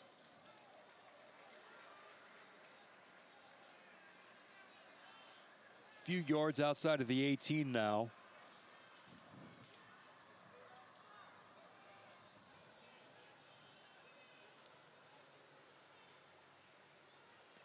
Let's try to see on that last replay. I don't know if maybe we'll get another chance to see it here from the angle. I think one of the reasons why Rogers seems so surprised by it, I don't know whether he thought that he got a piece of the ball first. Well, it's hard to tell exactly how much contact he actually made. Yeah.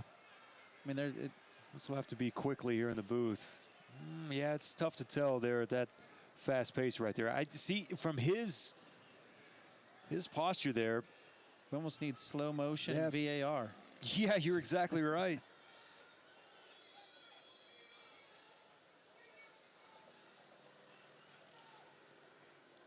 Steideharb comes up big with the save here in the 71st.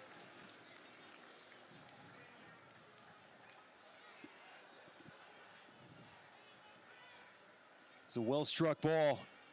It's a fantastic save. Steideharb tracked it the entire way through.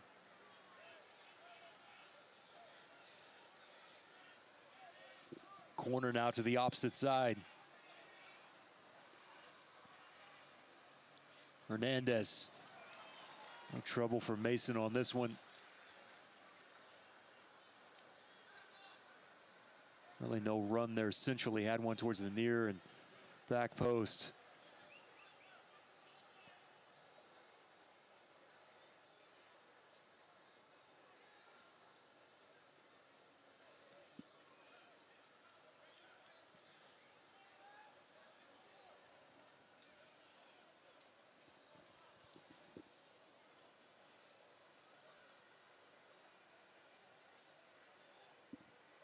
So now how do you shift if you're Tulsa down a man? The two subs that you've currently used are essentially offensive type subs, even if it's for Lobo. But we've seen his ability there out on the flanks. It looks as though they've shifted one of their forwards back and stayed with a back line of four. But, you know, my thought is, you know, you're sitting here, Haven't won since April. You're down 2-1. I mean, let's go for gold. You know, let's try to change the mentality. Let's go for a goal. Let's play 3 in the back and ask those guys to basically man mark and play hard together, and let's just see what we can get.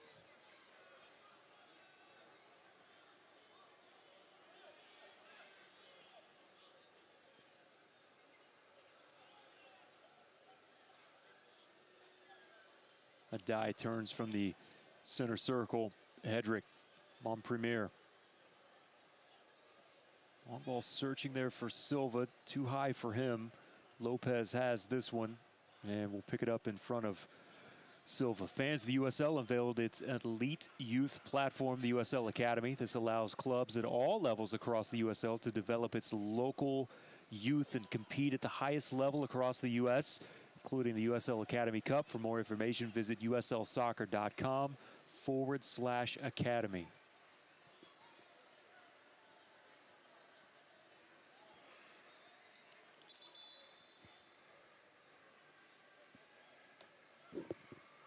Now we're going to see that next sub for Los Dos.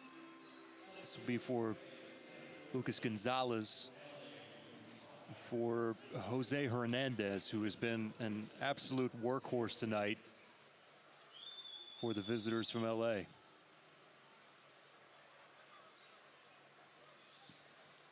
My guess is that's taking an attacking-minded midfielder off and putting a more defensive-minded midfielder in there to bring the win home. And Gonzalez gets his first opportunity here. Easy ball played in, that's there, and the goal. There's number 3. Assist on his first touch. Very first touch gets an assist, and it's Jorge Hernandez that has now extended the lead to 2 here on the 75th for Los Dos.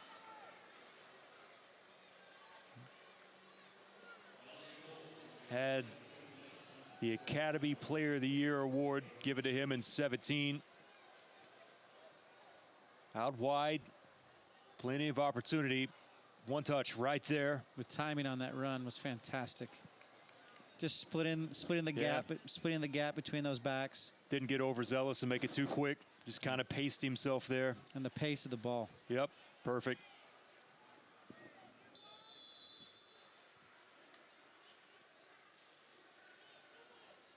And now tactics aside, down 2. Trying to climb up that hill with 10.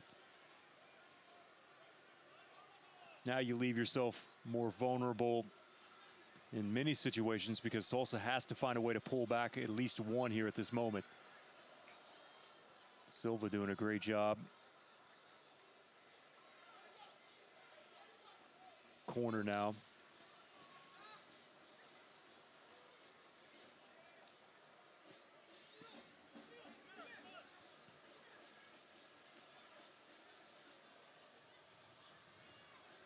Like everybody's in the box. Stidar even up almost towards midfield. Curler in. Out of the 18 now. Saved back out to Rodrigo. This is where you have to be careful on the counter as well. Hernandez, who just scored. Williams has space in front of him. And has kept his run going. Not much on that header. It's a tough ball there from the end line. Try to pull back, and now here we go to the opposite end. That third goal has really opened the game up. It is. Harvey now.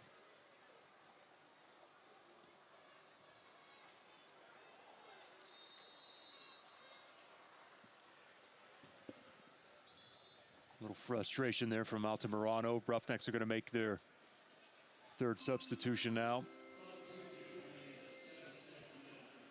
This is going to be AJ Jaquip. A little bit of a change of pace here. Montpremier, his night is officially over. AJ, who came on as a sub there in Colorado Springs. The 1-0 loss 2 weekends ago.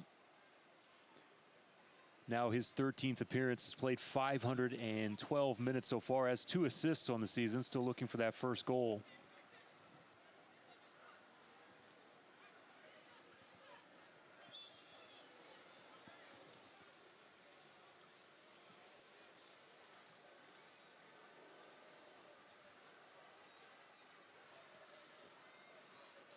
Forget about the game of the week on ESPN3 on July 31st.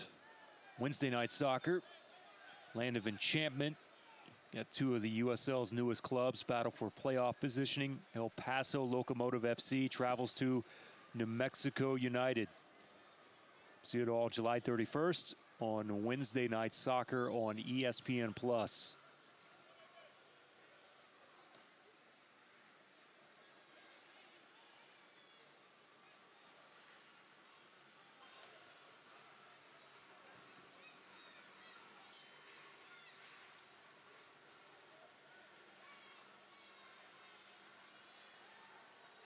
Flag is up. I think these are character building times for the Tulsa Roughnecks. You know, you're down 2 goals. You haven't won since April. You got 10 men on the field. You know, you start looking at each of these individual players and you start saying, hey, which ones care? Which ones are the ones that, you know, you want to build with a team going forward?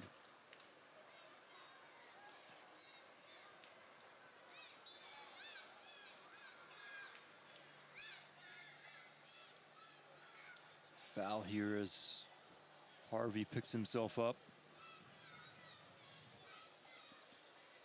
LA Galaxy 2 getting set for another sub here in the 80th. Next opportunity.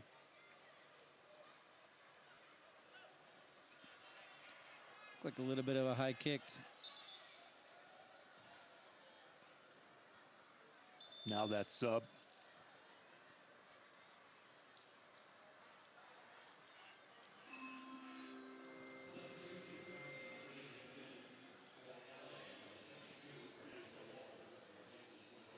Ernesto Walker on now for Vera.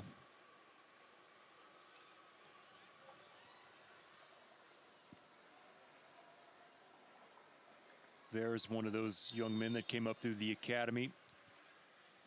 Signed halfway through in 2015. Quality time there, not only in the 15, 16s, and 17s, but under 18. It's a lot of youth on the field. Ernesto Walker is 20 from Panama. He's on season-long loan there from his club in Panama.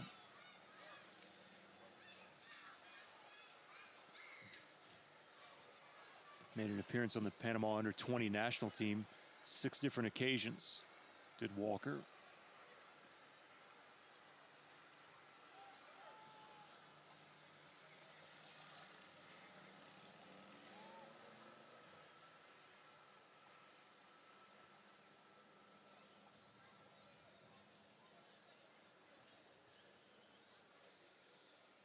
Started off as a promising night. Goal in the 3rd minute from Rodrigo da Costa.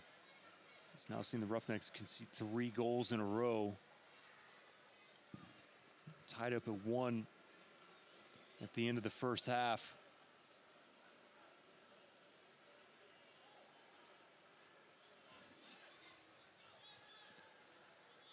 There has not been a ball yet to the feet of Silva. Every ball has been in the air, played in his direction. And I really think that that was one of the keys. Yeah. Was to be able to play into his feet and then open up that space behind him. Just hasn't had that opportunity yet.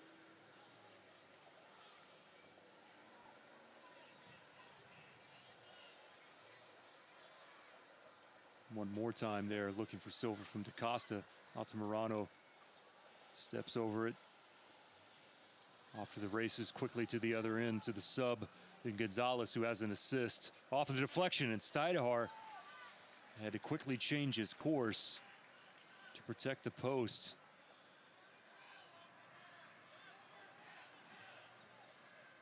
Steinhardt wanted to go quicker than that. Now drops it at his feet.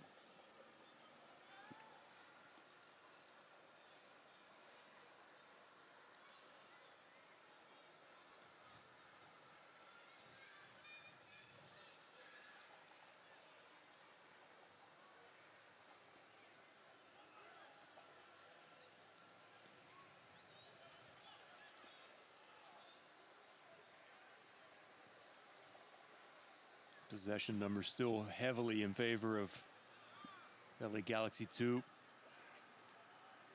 56% for them.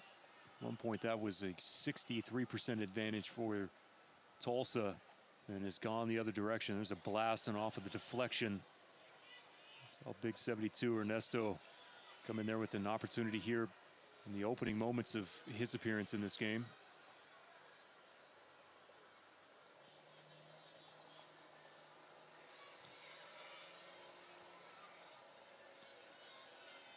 Saw there Rodrigo kind of come away hobbling a bit.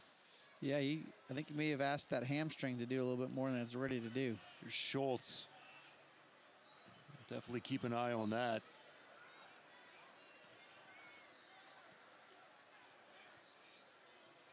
Shot directly at Steinhardt. He spills it, and in the follow-through, almost a finish. It was well handled. It was a low-driven ball at Mason. Williams with a nice job of following through, and we'll see it. It's a good dipping shot.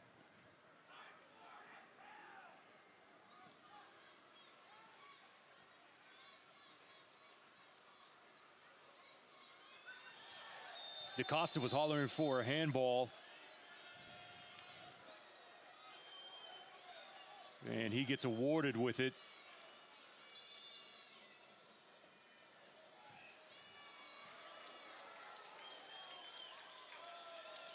Lopez has been issued a yellow.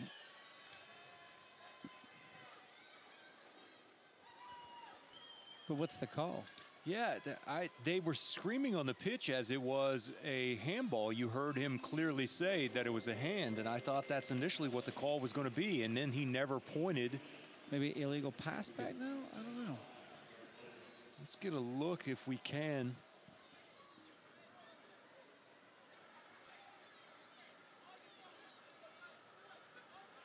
So you've got Altamirano and DaCosta standing over this one here in the 86th.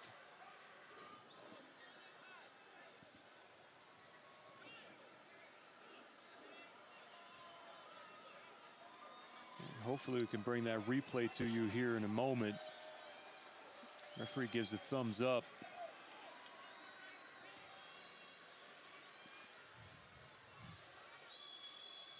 One touch, and there's DaCosta. Lobo watches this one cruise over the byline.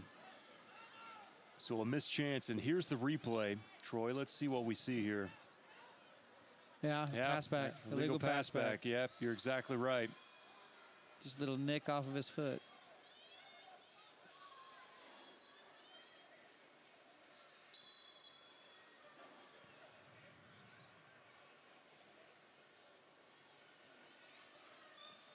Into the 87th. Also trying to pull one back if they can for a mad dash here to close things out at One Oak. Trying to fight for possession now. It's the Galaxy with a man advantage. A die. So strong. His core is Jeff Adai. Just kind of shucks off Carlos Harvey. I love the individual effort. I'd like to see it, you know, more than just one player at a time, and more of a team effort in that. String passes together, and even if you're down 10, you're down 10 versus 11.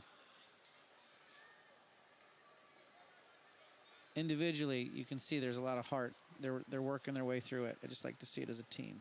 First ball to the feet by the way of Silva, and he made something happen with it. Exactly. Gave Altamirano an opportunity You can get updates and alerts all year long by following your club on ESPN.com. Search for the Roughnecks and then click the follow button to keep up with the latest news and scores. Plus, get reminders on Roughnecks' next match. Go to ESPN.com now and click follow for your club.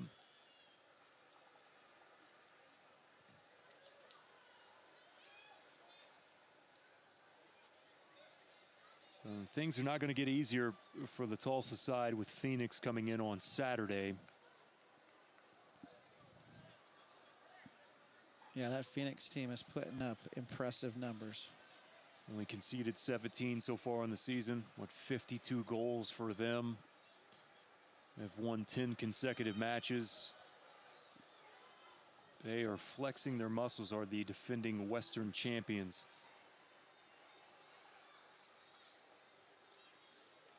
Features 2 former Roughnecks on their roster. Zach Lubin, who was part of the original Roughnecks in 2015, has 10 clean sheets so far this season.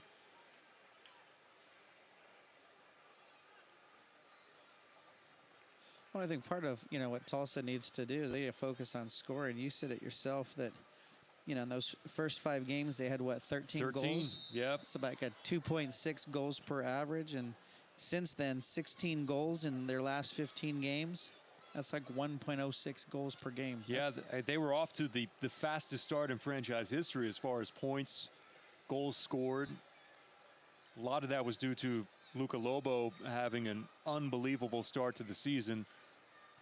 You've got your left back that had scored 5 goals there in the early going. I mean, that really kind of set the tone here early, and this is a team that in the early going, last year they were winless on the road. They go on the road for the very first time this year at the beginning of the year, and they face Orange County, and it's a win there.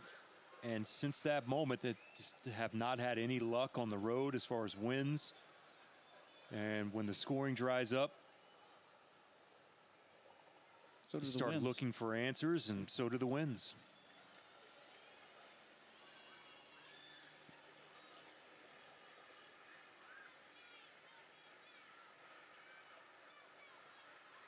I think they do have a formula, though. Today when they decided they wanted to knock the ball around, possess it, and have a high line of pressure, you're right. They tended to have a lot of opportunities. When they did have those opportunities down the flanks, they had a hard time getting numbers in the box. But that seems like a formula. I know at the end of this game they've kind of resorted to playing very direct, being down a man and just trying to get forward. But all in all, I think they have the formula for success. I think it's just a matter of them buying into it and deciding that that's the way that they're going to play. 4 minutes, by the way, has been added here in stoppage time. Lopez punches that one away. You're right, and Tulsa, where most of their success this year, whether it's been on set pieces, but when they've really controlled the aspects of the game, has been when they've been able to expose space on the flanks. And they did that in the early portion of the season. And there hasn't been a lot of that as of late. But when you've seen signs of it, that's when you've got glimpses of what they were as the flag is up on the far side of the field. Yeah, there's definitely potential. It just seems a little bit disjointed at times. A lot of passes together, and then just that final pass or that final run, it's just not quite there. I think this team just needs something positive to happen to them. I would agree. And you thought that was happening there at Portland, and you're trying to close out that game with 10, and you get the penalty called on you after they announced 4 minutes of stoppage time, and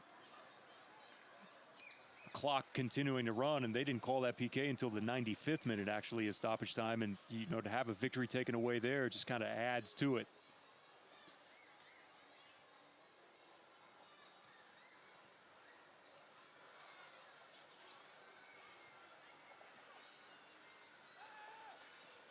Stidehar almost near midfield, has to track back carefully, quickly too.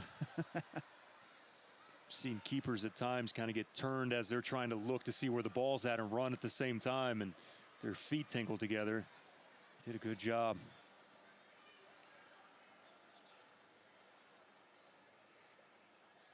Harvey. It's a good hit. Probably a little bit wider than what we can see from up here. Wide of frame.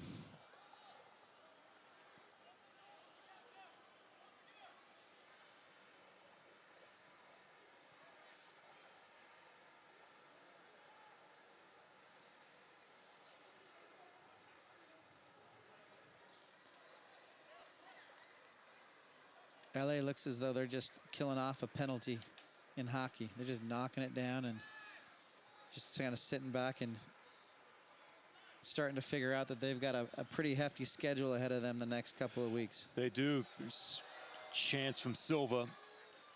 Good effort from him. Lopez, though, there to make the save. And from here on Wednesday, now a Sunday trip to Providence Park up in Portland for 6 o'clock Pacific start time there. Then they go Saturday to back home at Dignity Health Sports Park. They're right outside of where the parent club plays. They actually play on the track and field stadium where it is Phoenix they will take on. So difficult stretch for them. They did have a rest, as we mentioned earlier, of 16 days and now 4 games here in a 2-week span. So back to action quickly here for LA Galaxy 2. Here's Altamirano. That one hammered down by Gallagher, the captain, to keep Christian off the board.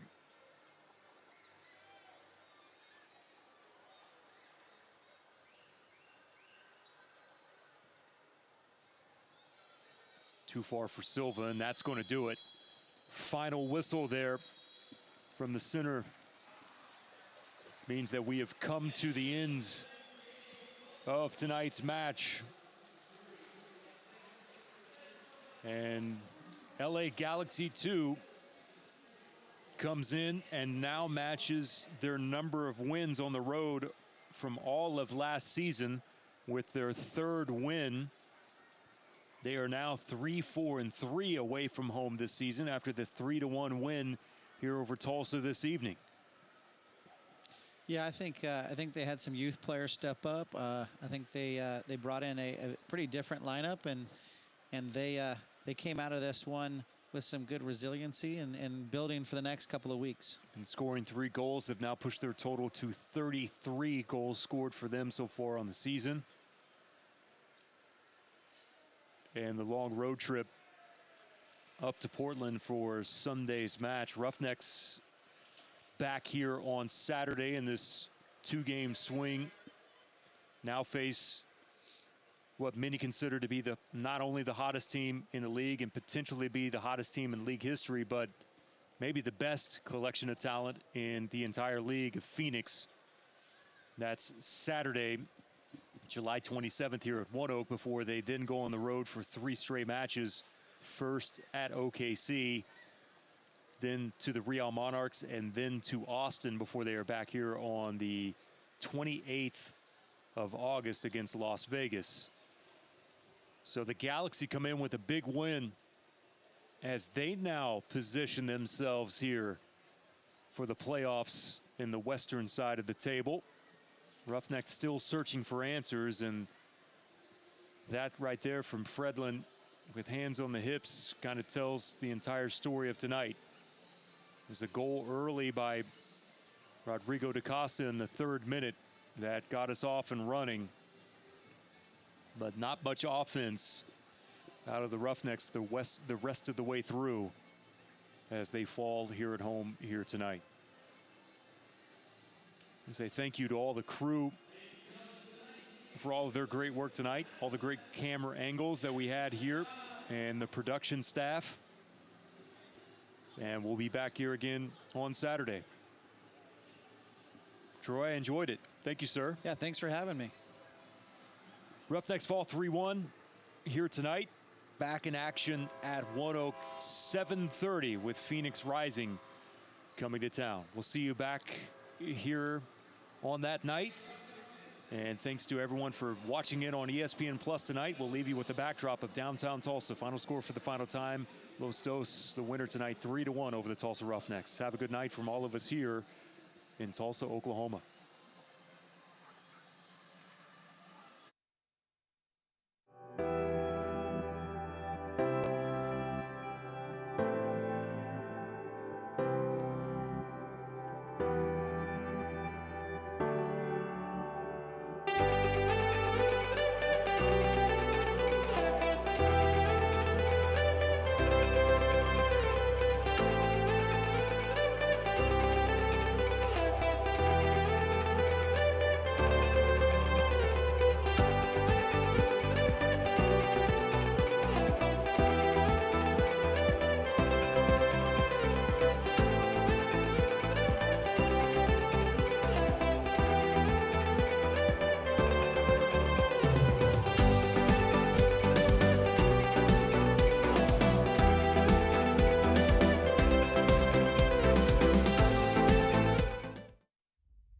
My name's Sean Riley. I'm a practicing chiropractor in Tulsa, Oklahoma. I've been fortunate to practice for 19 years, owner-operator of the integrated facility Tulsa Spine and Rehab.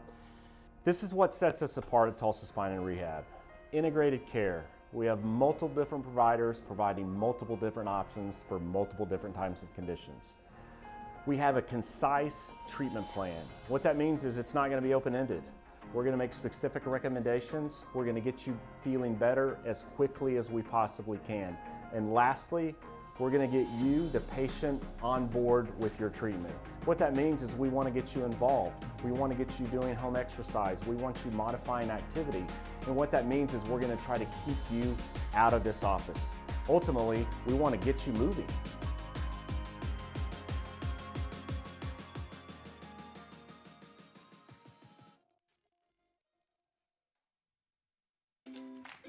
How was school today? Mrs. Smith, what are you doing? Recycling. You can't put plastic bags in the blue recycling cart, but you can recycle this milk jug. You can recycle stuff from all over the house. You can recycle this empty box. What about these hangers? Just aluminum and steel cans, paper and cardboard, plastic bottles and jugs, Glass bottles and jars. To learn more, check out TulsaRecycles.com. In about 8th grade, I realized that my knees really were hurting, and I ended up tearing both of my patellar tendons in several places. Dr. Stanley and Tulsa Bone and Joint, he gave us all of our options, explained them, and we knew walking out that we were in the best place possible for her.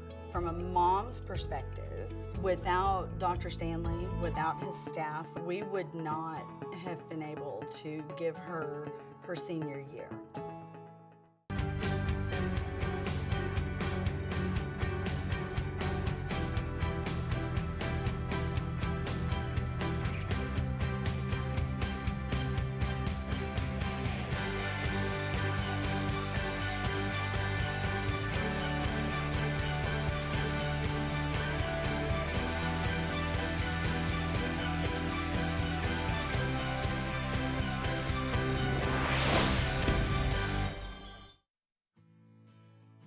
I'm Chad Smith with Becco Contractors. As an employer, we're always worried about new employees coming to the job and not being aware of their surroundings and just not knowing what they're really doing because it's a new job site. So the partnership with Tulsa Tech has really helped us take that worry out of the equation. We know that they're fully trained and ready to go by the time they show up on the job.